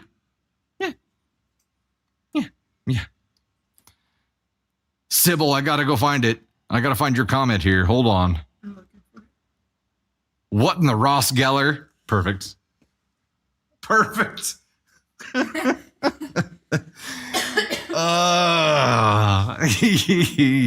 Accurate. Now he's just got to say the wrong name during the actual ceremony. All right, let's dive into the update here. Update! The last couple of days have been a whirlwind, and I'm making this update to say that you are all right. My ex told my wife about the false marriage, and my life has completely collapsed. My now ex-wife completely blew a gasket and was furious with me. She accused me of keeping her as a mistress so I could have 2 wives, which I tried to tell her wasn't true, but she wasn't having it. She stormed out of the house and is staying with a friend, and the closest thing to contact I've had with her is through this friend. She told our friends, my family, and even my job about what happened, and they are all taking her side and have shut me out completely. I got fired, and my dad called me up last night and told me that I am not welcome back home and not to contact my parents or my family. I genuinely don't know what to do now, as I will not be able to pay my rent, especially without my wife helping out financially. Oh, well, you done screwed yourself here, didn't you? A lot of you mentioned the issue of immigration, which I thought would not be a problem as she had a work visa. As it turns out, she had a work visa, but it expired a long time ago. She thought that she would be fine since we were married, but after she learned it was a sham, she has been in a lot of hot water. Dude! Apparently, after she contacted the home office, they said that if she did not get voluntarily deported, she would be detained and will get a minimum of 2 or even 5-year ban from entering the country regardless. I'm not entirely sure of how her family took the news, but according to the friend she is staying with, they are not happy with her and might not take her back either. So yeah, a lot has happened. I feel like complete shit and know that this all could have been avoided, and now I have completely blown up both of our lives. Holy fuck balls. I don't even know what to say. Except for this. Let's get the feedback of Candy Thunder up here. You know what? This story calls for Candy Thunder and Wall Tap. Let's go. Bring it on. You said I'm speechless. So this is what happens when you don't follow the rules of the legal system in our country, I'm guessing. I'm not sure what country they're in, but geez Louise, dude. Like, what? Was it all worth it? Like, all you had to do was file. You guys could have filed paperwork together. Does it seem to you like they got in a fight in his last marriage and he just up and left? What was the reasoning for the last marriage dissolving? Yeah. Did he give that reason? Well, it was. Whoa. You got to go back down a little bit. Okay. Technically, still, we did not end on good terms, so I left without getting a divorce. Like, that's going to fix everything. Yeah. He put himself in his own, witness protection. Right. And so he just changed his number, pretended like his past life didn't exist, found someone new, and at that point still didn't file for divorce. And then she's talking marriage, because of course she is. And then at that point, he's like, no, I still don't need to get divorced. I think I'll just sweat bullets through my entire ceremony and hope that this doesn't come caving down onto me. Like, it's going to cave in on you. That's how it always happens. Like, you've seen the movies, right? Everything has to cave in before it can get rebuilt. That's how it's like a rom-com. It's a rom-com. Except you just suck. Shannon Aaron said, can't even half-ass anything. Yeah. And Hatter with the $10 super says, today on the menu, OP is a plate of consequences with the side of actions. Side of now, inaction. would you like that cold or extremely cold? You'd probably just rather go to Yeah. The consequences of your inaction are that you got somebody deported and your ex-wife that you didn't want to find you found you. So this guy just leaves he's like a slug. He just leaves a trail wherever he goes of people that he's just treated like shit. And then he just changes his number and starts all over. This guy is like the marriage equivalent of the Chase Bank check fraud thing that's going on. It's like, there is no consequences for this at all. Yeah. And then just does it. But good thing he feels like shit. So, there's that. Like, I don't think you feel... He does feel bad. Yeah. I feel real bad. Yeah. I'm sorry that I did this and screwed over 2 people, but here I am. He's ready for my 3rd. He's upset that he's not going to be able to pay his rent without the help of his wife. Hey, Michelle Heather with the New Zealand Fitty, thanks so much for the love. Somebody said him getting fired doesn't make any sense to me, and it doesn't me either. I mean, it shouldn't have anything to do with your personal life, but there was some kind of connection that she had to his job as well. And they were going through master's degree program together. Mm-hmm. So there's a really good chance that she actually works with him. But if that was the case, So wouldn't they require some kind of documentation? Like some kind of immigration documentation? I don't know. Yeah, I don't know. The paperwork side of that has me a little bit confused, but paperwork? What paperwork? That's this right. guy doesn't know anything about paperwork. Nope. No paperwork. My first marriage was uncontested and we just dissolved it, and it literally took no time at all. Like, we were adults, we handled our own shit, and we just had somebody file the paperwork for us, and it was cheap, easy, and it got it done. So, I mean, it's really not it takes time, but it's not that big of a deal. He ran because he was afraid, though. So if they didn't end on good terms, he ran because he was afraid she was gonna make it an ugly process. And dude, I don't know.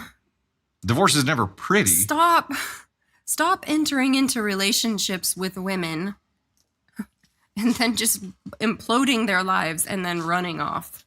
Dude, he's ass on one. He's done it twice. He has a streak at this point. He's just fucking up people's lives. And then he's like, well, I feel bad, but shit had to happen. So at least it's not on me. He's not even a streak at this point. It's a skid mark. Skid mark. It's a turd streak. No poopy dress for you. Yeah, I'm not a fan.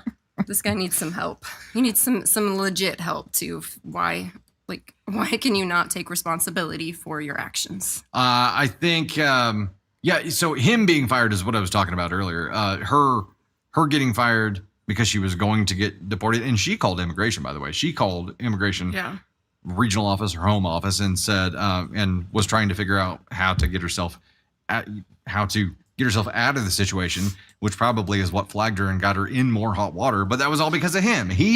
This guy's a fucking con man. That's it. Yeah. He's a con man. There you go. And to what end? Like, if truly he went and fell in love with his first wife, and then things went to shit, and he just ran and changed his number, changed everything, and then got into another relationship, but lied the whole time and got her in a terrible situation. Now he's a fucking con man. I don't know what the goal of any of this was, but this is what happens when kids grow up without accountability, right? This is what happens whenever kids grow up that weren't made to do any chores, and their parents got them out of every single problem, or they just ran away from it. I don't know how someone ends up in this position where they think this is okay and they keep doing it. Yeah. You have to, if you're going to legally bind something, you have to legally unbind it in order to be free of it. And this guy was just like, no. I think I'll just run away and start over. I can't. Honestly, that to me would be like, if I was his first ex-wife, I would be like, if somebody just thought my husband just up and left, changed his number, and I could never talk to him again. And like, one, I would be like fucking devastated. And then I would be like scorched earth mad because like he just completely just fell off the face of the earth. I would be scorched earth. I would be angry. So I understand why she was like, oh, you think you can do this and get away with it after you did what you did? Then. You know what happens when Khaleesi goes scorched earth, too? It ain't pretty. Yeah. It is not pretty. So Ascon won for him, obviously. Yes. Obviously. I think he gets a brozo here, too, because a lot of this is just driven by stupidity. You know what he even gets? Ayo. Gets the Delulu as well? He's fucking... You need some help, dude. Yep. Some real help. Yeah. Good luck. I think there are a lot of people out there who don't take things seriously. Ladies and gentlemen, Candy Thunder, Moonwalk. influenced heavily by Wall Tap at the moment. Thank you for getting up here, even though you're not feeling good. Appreciate it. I won't remember. You won't remember it? We have video evidence. It's fine. It's fine. Well, I'll play it for you later tonight, and you can remember. There you go. Yeah, a DFHB reject as well. Let's get that in the mix here too. This is a con man. This is a coward. This is a liar. This is somebody who doesn't take anything in life seriously, and because of that, now maybe for the first time is actually feeling the consequences of his own damn actions. And now is like all of this could have been avoided. I really think though it took him feeling the pain of not being able to pay his rent because he lost his job to actually feel any kind of way about this though. Truly. It had to affect him personally in a negative way for him to be like, oh, damn, this is really terrible. Yes, it is terrible. You're terrible. Ass bag.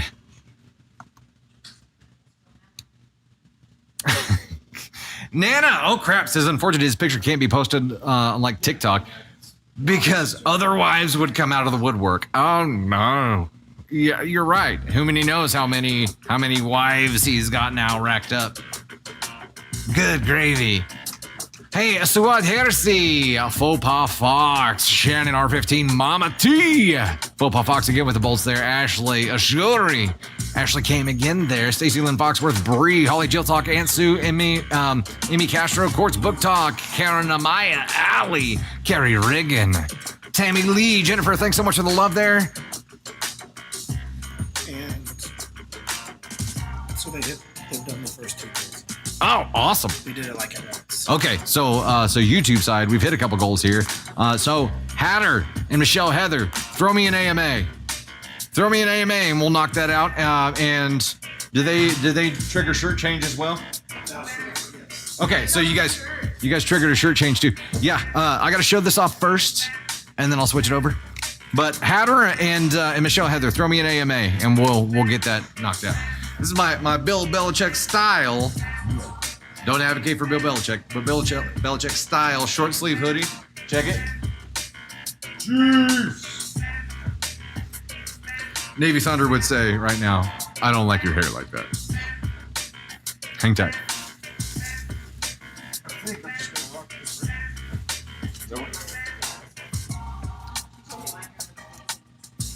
Navy Thunder told you your hair looked amazing. All she ever tells me is she's like, I don't like your hair like that. I like it when you wear it not up. She's so peculiar. I can't wear a hat backwards around here. She's like, I don't like that. I'm like, we'll deal with it. And then sometimes I'll just push my hair in front of my face, just so she realizes that she can't just change things about people at will. Had her play devil's advocate on this, but maybe the first wife did not want to get a divorce even if OP did. Sure, because otherwise, why wouldn't she just say, done? But then she couldn't get remarried again either. Hey, TLS, Jeanette. TLS again, they're dropping the Tiny Dinies. Suad, GM330, Joanne Butthead, like the name. Suad again there. Lisa Martin, Faux Pas Fox. We've got Shannon R15, Mama T. TLS dropping the 49 Tiny Dinies on top of the hundo she already dropped. 38 away from another shirt change in the OG helmet YouTube side. 38 away. Navy does have standards. Indeed, she does. Indeed, she does. There's no way like Navy's way. Truth. She knows what she likes. That's for sure. Okay, let's dive into this. Candy Thunder says curveball. What if he left his first wife for this woman? Could be. And that's why he never got divorced and why he changed his number. It's possible. It is possible. I mean, he met her during a master's program, so. Okay, story 4, correct, Tony? Am I on full? What's up? So Michelle Heather's question is, what is your favorite holiday and why? Swing that over Candy Thunder's way. Candy Thunder, what is your favorite holiday and why? I'm gonna get her involved on this. Oh my. Tony had to sanitize before because he touched the mic, as if he didn't already have the same Pretty shit. sure you started all this, Tony. Yeah. He's patient zero. Okay, Candy Thunder. Favorite holiday and why? My favorite holiday is it's Halloween and Christmas, but I just really just love October through December. Those are my favorite months of the year because it's like family, food, the lights, the sparkles. I love it all. So I can't choose between the 3 holidays at the end of the year. I'm gonna say Christmas personally because I feel like there's a lot more pomp and circumstance behind Christmas in our family particularly. So like, hey, I think the kids there's a lot more there's more time spent celebrating at Christmas than any of the other holidays. I was gonna say 4th of July for a little bit because for us we host 4th of July every year and the fireworks get shot off like half a mile away from our house. We got a great view. We grill burgers. But I feel like on Christmas, it's like a multi-day kind of celebration. And our kids are kind of swept up in the magic of it all. Especially, Navy's small enough right now to really be swept up in the magic of it all. Plus, I have a thing with like Christmas lights. I'm a little bit of a light nerd. I really like to do that side of it too. So there's a lot more time and like build up and celebration involved on the Christmas side. And I really enjoy that part. I mean, heck, I picked up the light up reindeer to replace some of the Christmas decorations that we lost in the tornado as well, though. So we're already starting to gear up for that side. I'm so happy. I'm so happy that we got those this year. Yeah. It's gonna be a good Christmas. I had to kill that mic because it has a little bit of a buzz coming through there. I'm a light nerd. Yeah, Angel. No way. 4th of July and Halloween for you. I love Halloween. I just feel like I can dad out the most for Christmas. I really enjoy dadding out. Ellen with a reminder for you, TikTok side to tap while you listen. We're at 59%, which is the goal is 600K likes, and we're at 358K right now. 358K is a lot still. Like, good on you guys for getting that far. Candy Thunder dropping 52 Tiny Dinies. Catherine, Devin, you, Faux Pas Fox, Totally Radical, Kara, Rebecca Estrata, thanks so much for the love. Lynn May, member of the Thunder Crew for 6 months, says just joining for the live. Last live, I had to leave early since I had to go into the ER because the whole left side of my head was in excruciating pain. Damn. I hope they were able to address that and get you to a stable spot. I hope you're feeling better now. My goodness. Oh, you didn't realize how many you were gifting Candy Thunder? No returns, no refunds, no exchanges. Hey, Angel with the super says, don't forget to like the live for the YouTube side. Thanks so much. And Teresa Kitty Cat, can't believe you caught me live. Tell you what, we go live every Wednesday starting at 3 p.m. Central Time, 3 p.m. to 5 p.m. And then Sundays, we go live at 9 p.m. to 11 p.m. Central Time again. Mary Meg's World, Tony Spark, TLS, Stacey Lynn Foxworth. Thanks so much for the love there. Let's dive in. Story 4 here. Okay. Hey there, it's Dusty Thunder once again with another Reddit story for you. This one is titled, Am I the Astronaut for telling my brother's girlfriend that she just got a shut up ring? There's the shut up ring? Not that I'm in the market for one. That's not what I'm saying. I'm just surprised at the existence of the shut up ring.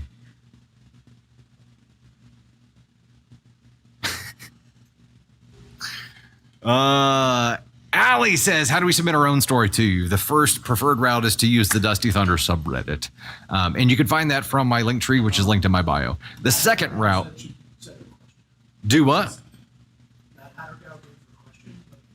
Oh, okay. Hatter, you gave a question, but we haven't seen it.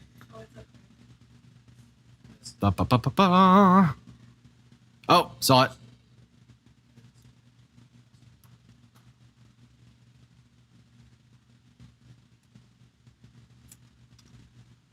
Yeah, so Hatter, the question is, would you do audio of my book once it's done just for fun?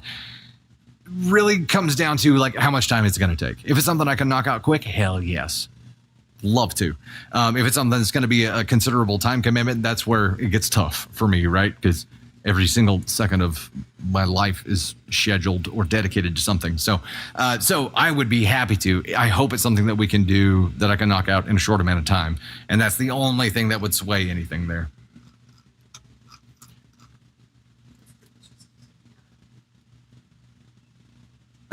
Angel says, when you find Dusty's body, it may or may not be because he gave Candy a shut up ring.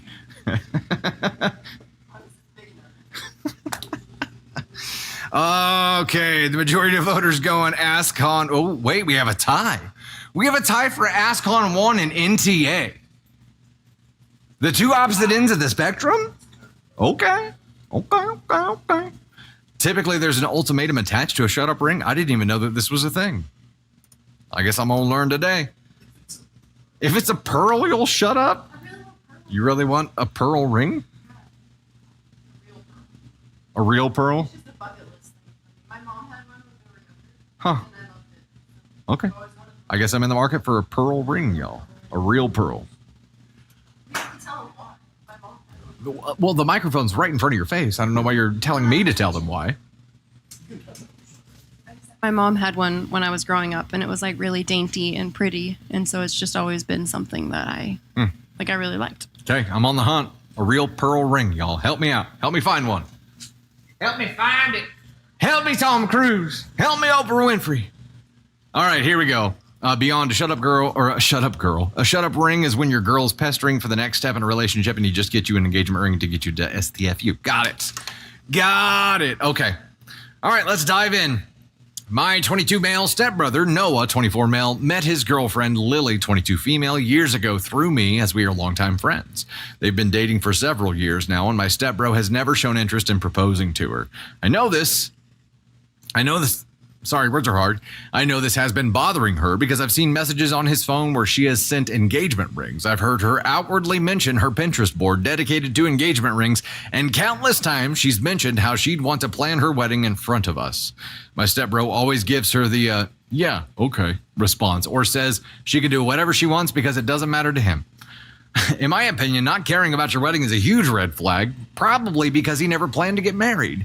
But she just got lost in the idea of getting to do what she wanted with the wedding. This is a saga that has been going on for years, mind you. What changed was my bro got her pregnant. Still, he did not propose to her immediately after hearing of her pregnancy. It's taken over 3 months, and I think he finally just got worn down. This is no fault of his girlfriend. I really think she's a great and wonderful girl, but my stepbro is kind of a jerk. I always thought she'd one day wake up and realize that... Sorry. Words are hard. This was due a minute ago. Okay, I'll dive back into it. I always thought that she'd one day wake up and realize that, but because he was he was her first boyfriend, I don't think she ever really had anything to compare him to recognize that. They announced their engagement to our family this weekend, and I had to ask her if she genuinely in her heart thought he proposed to her out of love or obligation. I wasn't doing this to upset her, but I felt as if I could see the proposal for what it really was, and I don't think it's fair to her to just be settling because she's pregnant. I mean, I know she obviously must love him at this point, but she has to know his feelings don't run as deep. I just think she deserves to be with someone who actually loves her. I'm going to red flag this right now on OP's part, because his stepbrother has never come out and said, I do not want to marry her. He is putting words in his stepbrother's mouth, and it sure seems at this point it's because he has feelings for her.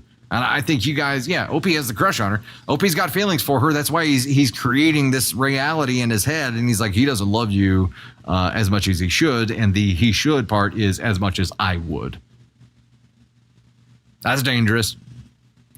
She asked me, why else would he propose? And I basically broke down what I said above, and it's a shut up ring to satisfy her now that she's pregnant, and also get his dad off of his back, who has asked him, when's the wedding? Every time since they've seen each other for months now.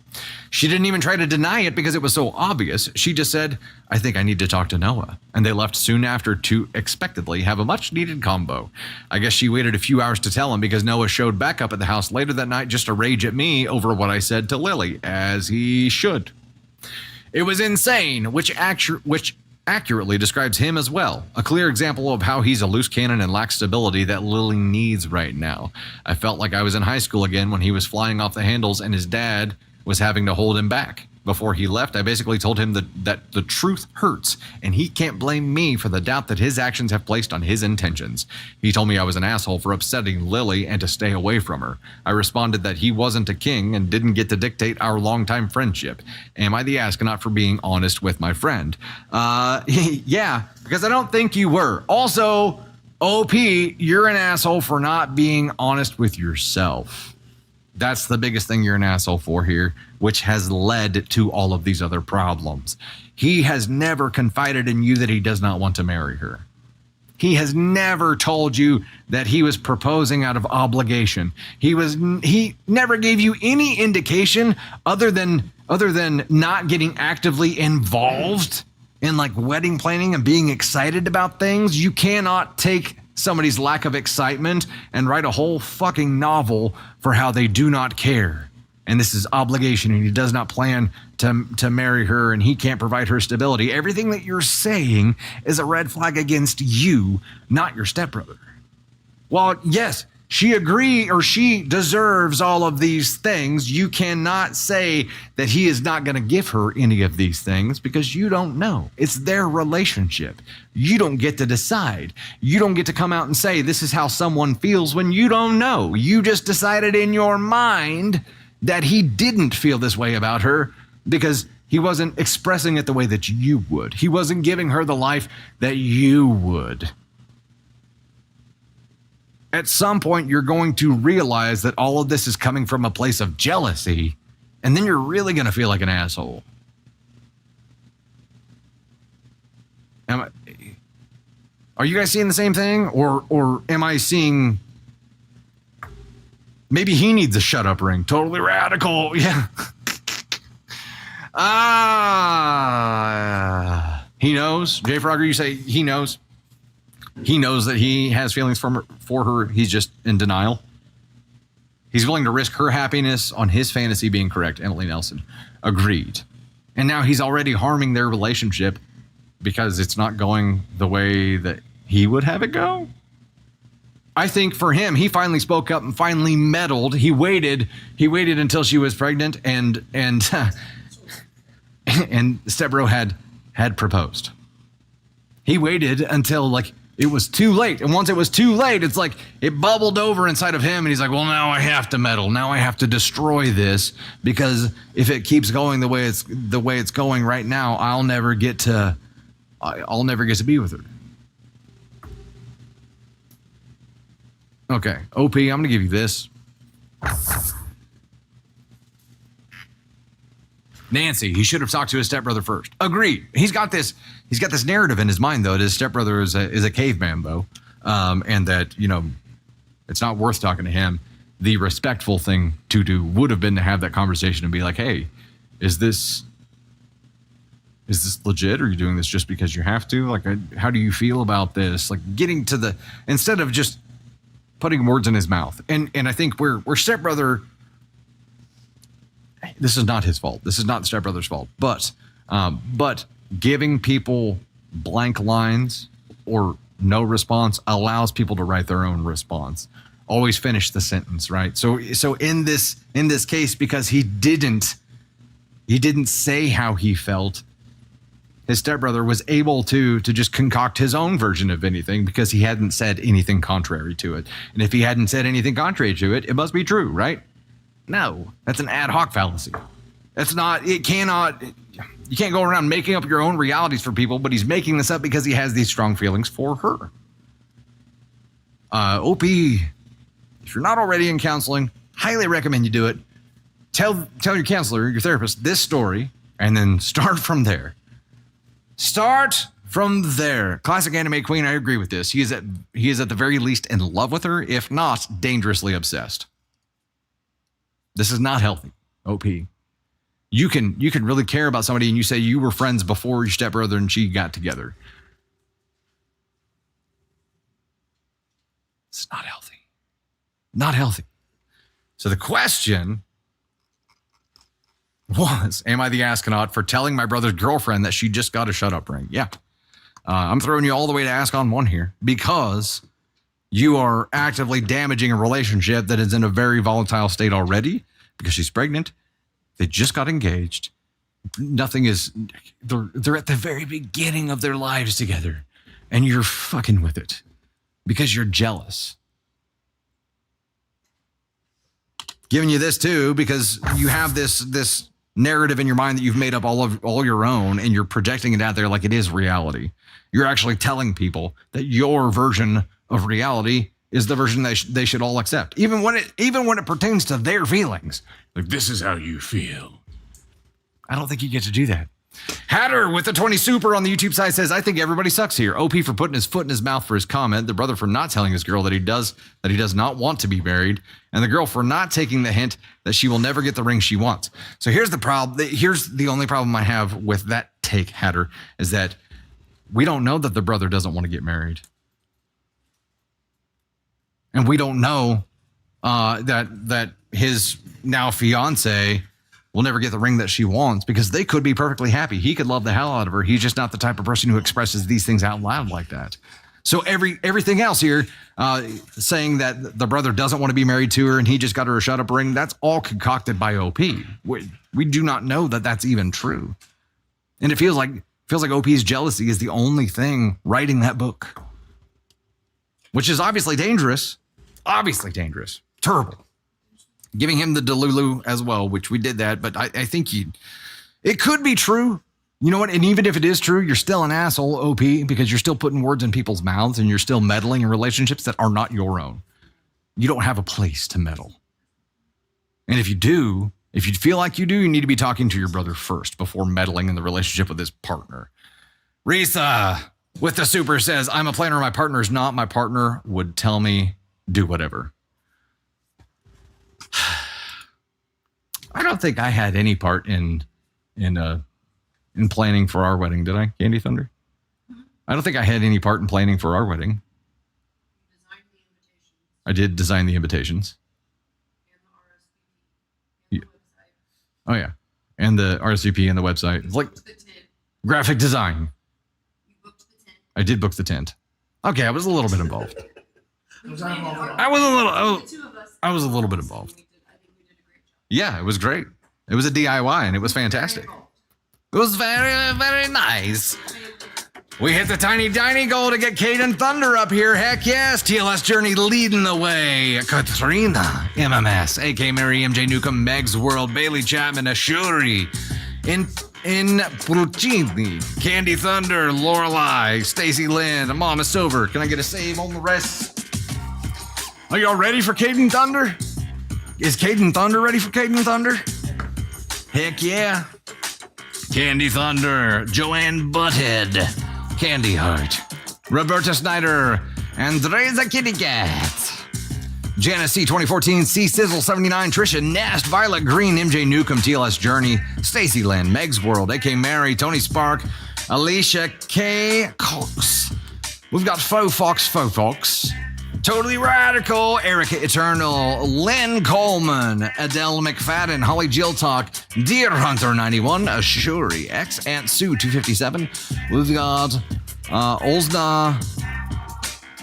Ulzna Swan, Bella Teresa, Madam Maeve, Bailey Chapman, Trixie Witch, 1985, Hoorn, 2010.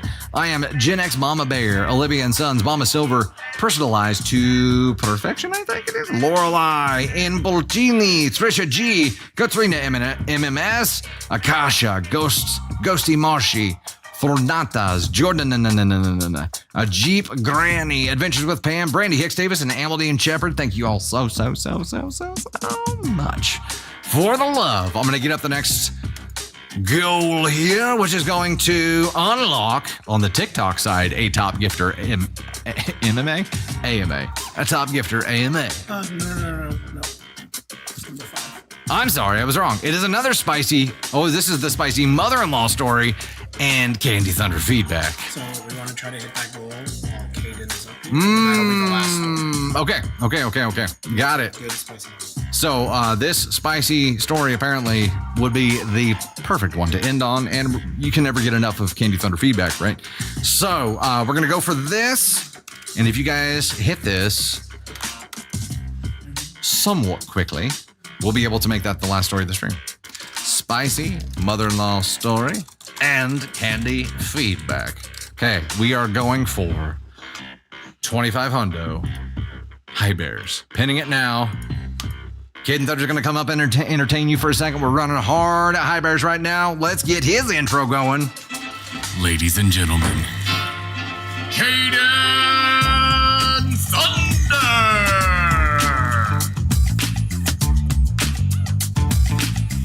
Pump up the jam, pump it up. Hey, it's me.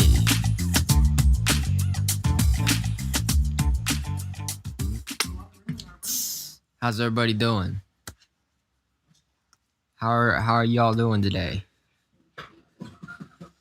Oh, for those of you who are just popping in and you are confused, my name's Caden Thunder. I'm Dusty Thunder's eldest child. I'm 21 years old. I love long walks on the beach and peanut butter and chicken and occasionally coffee, and I'm fascinated by hippopotamuses. Hippopotami? Maybe, we don't know. And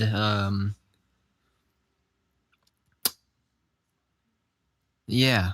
How are you guys doing?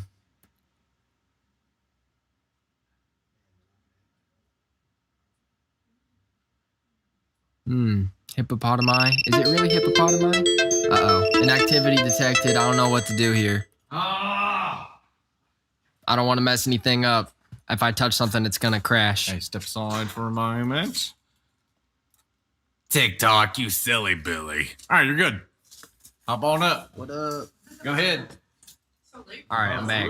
Making fried rice for dinner? I like fried rice. I would eat fried rice for dinner. I had chicken for lunch. Go figure. Isn't that funny? Fiona the baby hippo? I haven't. No. I don't know a lot about a lot of things. I know very little about a lot. But you know. Are you excited for tomorrow? I'm excited for tomorrow. We're going to a Chiefs game tomorrow, so that'll be fun. If you're going to a Chiefs game and you see me there, you can say hello. Or Dusty Thunder.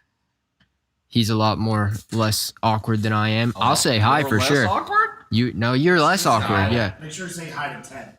Yeah, say hi to Ted. Ted will be there. We'll tell Taylor everybody said hi. Don't worry. Yeah, for sure. I think we have an appointment with him. Yeah. Yes, I am Dusty Thunder from 20 years ago. Ass. Ass? Yeah, this was my Dusty Thunder impression, part 2. Did I just say ass a lot? Ass. Ass. My shirt, what does it say? I don't know. I am his son. Yes, I'm 21 years old. My name is Caden Thunder. I'm his son. I'm the eldest child. I work here. I edit all of the TikTok videos. So lasagna is fantastic. I like lasagna a lot. Yeah, Dusty Sprout Thunder. You know. Yeah. Oh, Mel J. Wolf. Hey, be safe. Be safe and Be get safe. out of there. All the protecting vibes heading your way. Oh yeah, be safe. Yeah. Eek. Yeah, not fun. Be safe. Be careful with that. Yeah. Yeah, so all the TikToks that you see and like the YouTube and stuff, I edit that, so that's part of what my job is editing that and like getting the content pushed out for you guys and capturing those funny moments. So if you guys haven't checked out YouTube, you should check that side as well, because there's a ton more stuff on the YouTube side too. So if you like any of this and you're kind of new here, you watch most of the TikToks, check out the YouTube side, because we pump out a lot of content over there too. And yeah, I'm chopping up the footage, I'm editing it, I'm getting it all ready for y'all. You know what I'm saying? You know what I'm saying? Speaking of Love Island though, I like Rob, and I'm Team Rob. Oh, I know there's some people in Tony Thunder's also Team Rob. I know there's a lot of people who don't like Rob. No. I know everybody's like no, Rob, no, Leah, no. But I've seen enough to know the guy's just. I like Rob. Maybe he could conduct himself better in certain situations, but I don't think he's as toxic as people like to make him out to be. Cause like he doesn't do anything that toxic. He's definitely drama queen for sure. He's drama queen. He's a bit dramatic. I don't think he knows how to handle his own emotional situations that well, but he knows he gives very good advice for other people's situations, and I do believe that he has the best intentions for other people's situations. So you know what? Hey, I don't dislike Leah. I like Leah just fine now. All right, I had some issues with her while the show was going on. I don't dislike her. I'm not saying I like Rob more than Leah. Also, Elise, he has finished the whole series. I have. Once you finish the I'm whole not. series, I'm not it's like- saying anything. I'm avoiding spoilers. I don't dislike Rob. All right, things get hashed out. Everything is fine. I don't dislike Leah either. I think she was a little mean in certain spots, but I'm sure we weren't showing the full picture on either side. So you know, be that as it may, I don't mind either of them. My boy Cordell is a fantastic, phenomenal guy. Invisible Dap for you. Invisible Dap. Yeah, There you go. that's All right, we gotta dive into our last story. I'm getting them. They're playing the music on me. I gotta go. We gotta do it. Ladies and gentlemen, Caden Thunder. We aren't gonna be able to unlock that last spicy mother-in-law story and the candy feedback, but I will get you one more story quickly here, okay? We will do it. Oh my. Okay, you guys ready to rock and roll? I had something to tell you, but I can't. I legit cannot remember what it is. Cannot remember. Okay, here we go. Hey there, it's Dusty Thunder once again with another AITA story for you. It is titled, Am I the Astronaut for Telling My Friend's Girlfriend About His Secret, Even Though It Might Have Ruined His Life?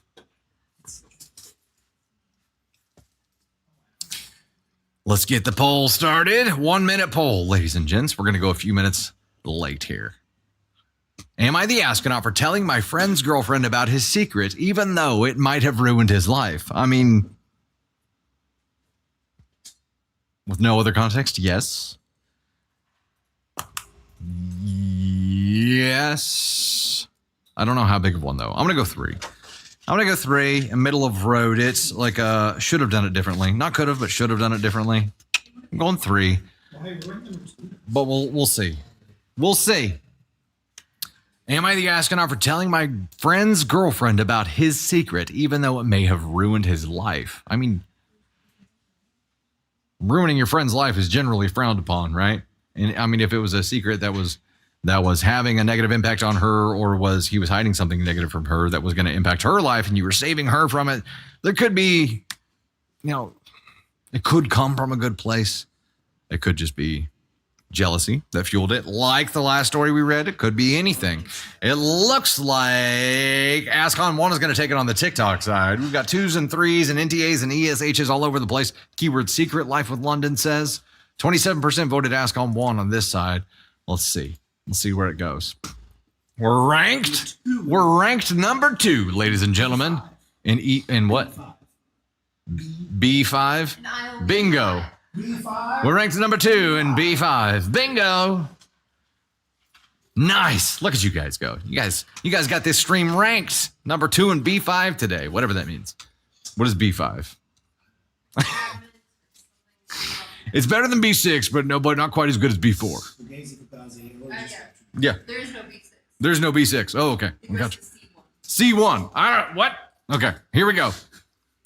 Hey, Reddit, I'm stuck in a situation that's messed up my friendships and possibly ruined someone's life. I need some perspective on whether I was wrong and what I did. My best friend Matt and I have been close since high school. He's dating Sarah for about 2 years. I first met Sarah when Matt invited me to a barbecue at his house. Sarah was friendly and easy to talk to. Excuse me. And we quickly became friends over shared interests. She's genuinely kind and supportive, and I've never seen Matt happier than when he's with her. A few months ago, I started noticing Matt acting strangely. He'd cancel plans at the last minute, seemed distant, and was always on his phone. At first, I thought it might be work stress or issues with Sarah, but then one day, Sarah came to me looking anxious. One night after a party, he asked me for a ride home. That's a disconnect. Then one day, Sarah came to me looking anxious. One night after a party, he asked me for a ride home. During the drive, he was visibly upset and drunk, and he suddenly confessed that he'd been seeing Jenny, a woman from his office. He said he felt trapped in his relationship with Sarah and was using Jenny as an escape. He begged me to keep it a secret, promising he'd handle it himself. I was shocked and conflicted, but decided to respect his wish for secrecy, hoping he'd figure things out. However, a few weeks later, Matt came to me in a state of panic. He told me that Jenny was pregnant and wanted to keep the baby. Matt was overwhelmed and begged me to help him convince Jenny to not keep the baby, saying he couldn't let Sarah find out. He even hinted at needing to leave town to avoid the fallout. The weight of the secret was unbearable, especially given Sarah's anxiety and her happiness whenever we met.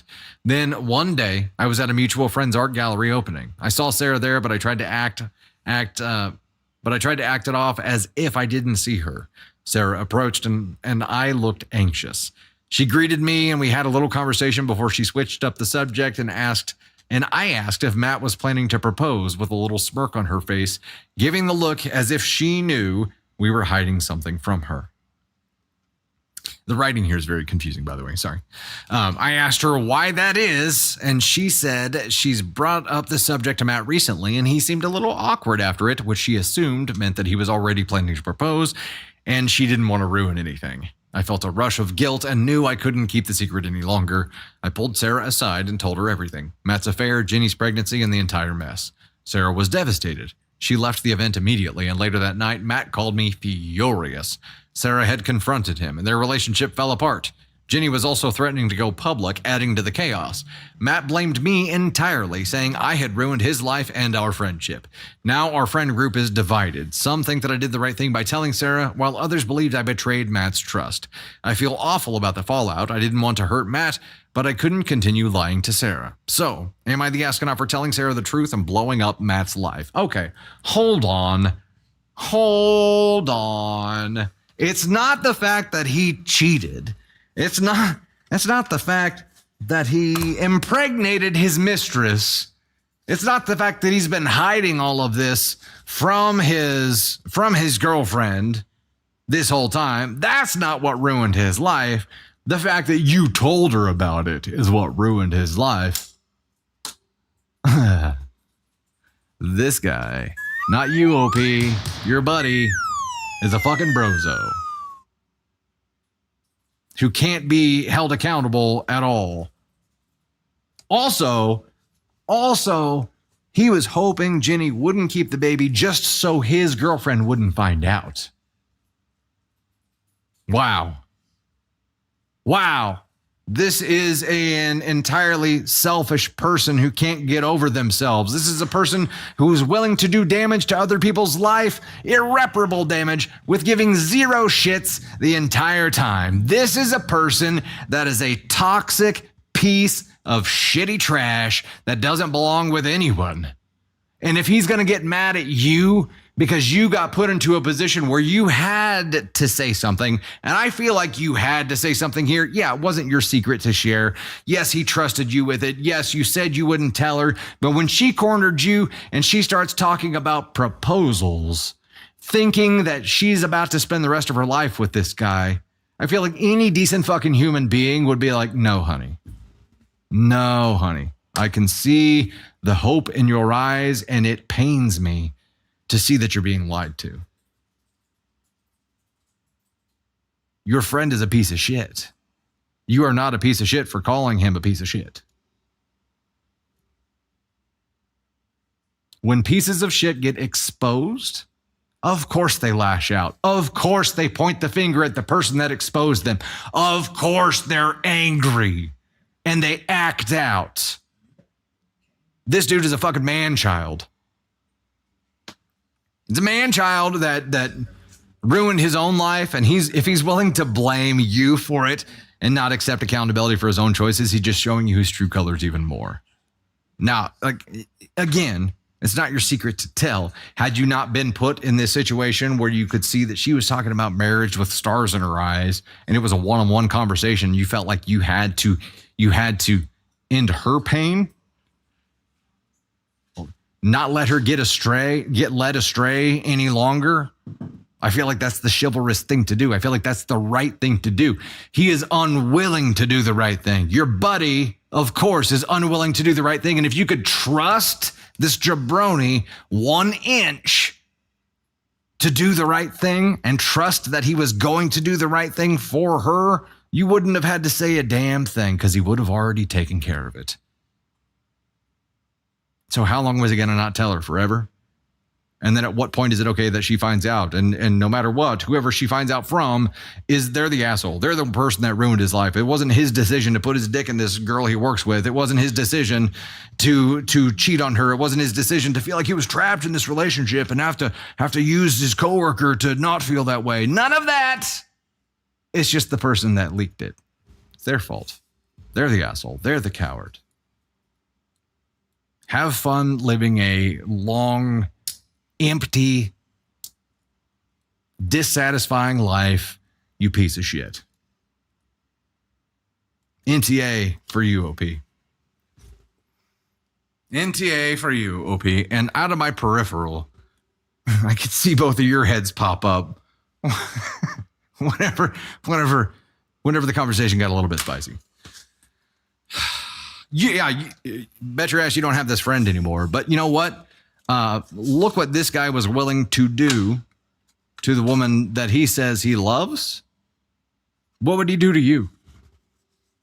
You aren't losing a good friend. You aren't losing someone who brings a positive impact to anybody's life here. Good riddance. Deuces. Deuces and douches. Peace. Cheating doesn't lead to happiness. Wild thought. Wild thought. It's an NTA for me, and obviously that triggered me a little bit. It's just cowardly. It's fucking cowardly. And it just compound cowardness. To blame your buddy. Wow. Wow. Wow. Wow. Wow. Angel, everyone's dumb here. I don't know. I feel like if somebody was talking to me with stars in their eyes about marriage and they had no idea, and you knew that your friend was a piece of shit that was never going to come clean because his ultimate end game was for Jenny to not keep the baby so he wouldn't have to tell her and she would never find out. There's no trust in this guy at all to do the right thing. None. Hey, Lulu. Happy gosh heckin' birthday to you. You know what? We'll rock the birthday song for you guys who are celebrating birthdays today, tomorrow. Was dumb to wait that long to tell her. Agreed. It's like he tried to be a bro for a little while, but then whenever he got cornered alone, I get it. Lulu and everybody else celebrating a birthday right now or this week or whenever. Happy gosh heckin' birthday to you. All the vibes heading your way. Please be safe this week. I know there's a lot of stuff going on, right? So please be safe, be there for each other, and do your best not to be the astronaut and to try to keep astronauts away from you. It's not an easy thing to do. Hey, Starlight, Starbright, Heidi made it, Bulls Siren. Starlight, Starbright again, there's Summers, Summerside, Adri, Captain Morgan 84, Natasha Ruse 1, Pam, Crystal and Mulkey, Pam again there, Granny's Attic Treasures, TLS, Bull Siren again, Kara, Jennifer Scott, Tammy Fiddlesticks. Thank you guys so much for the love. We're going to bounce out and start prepping for the VIP right now. However, let me get some outro notes for you here. Next live stream is going to be a multi-stream Sunday, September 8th, 9 p.m. Central Time. We're going to be on TikTok and YouTube again. The next Wednesday live is going to be on September 11th on TikTok and YouTube as well. We'll start that at 3 p.m. Central Time here. Be sure to subscribe to the YouTube channel if you haven't already. There are so many more episodes there. And the Thunder and Spark podcast, when I do finally get it edited and finished up, will be posted there as well. There is a lot of member-exclusive content, a lot of YouTube-exclusive content. There's a lot of stuff there. Just a lot of stuff. If you haven't checked it out, you got to. We'll see y'all next time and see you on VIP shortly. Give us about 10, 15 minutes. Like goal was hit? Heck yes. You guys are awesome. Look at that, 105% already. I saw it out of my peripheral. The big red thumbs up thing. I think I was ranting at the moment. Thanks so much. Candy CLKB says enjoy the game tomorrow. Yeah, Tony Spark, Caden Thunder, and I will be at Arrowhead tomorrow watching the Chiefs home opener. If you are there, we'll be buzzing around Lot J in the beginning. So if you're there, if you're there during the tailgate session, Tony Spark's chiming in here. If you happen to run into Ted and you also follow me, Ted will either give you a drink or he'll shotgun a beer. But you have to be following at Tony Spark _. You have to prove that you're following. You have to prove that you follow me. That's what they do all the time. Hey, but remember, we could do a great. Do you know who Dusty Thunder is? Remember, We're up there. hey, last time we went, I brought I know it'd be so good. I brought like 10 of those envelopes with like sticker packs and all kinds of stuff in it. And not a single person. And then I got it. noticed us or noticed me. It was very sad. It's not a starting experience. Come say hi to Ted, and we're gonna figure out what Caden's alter. Core memory now. Yeah. Oh no, but remember, Tony Spark, your new content theme is bring on the haters. So if you're a Tony Spark hater, you got to come seek him out at Arrowhead too. Like he if you're a wants Tony Spark hater, come say hi, and I bet I can chug a beer faster than you. And follow at Tony Spark. Go like my new videos. Okay, bye. All right, we'll see you guys on VIP here shortly. Everybody else, we'll see you next time. Sunday, 9 p.m. Central Time, or next Wednesday, 3 p.m. Central. We'll see you then. Thanks, guys. Always a blast. Always a great time. Many much amusing.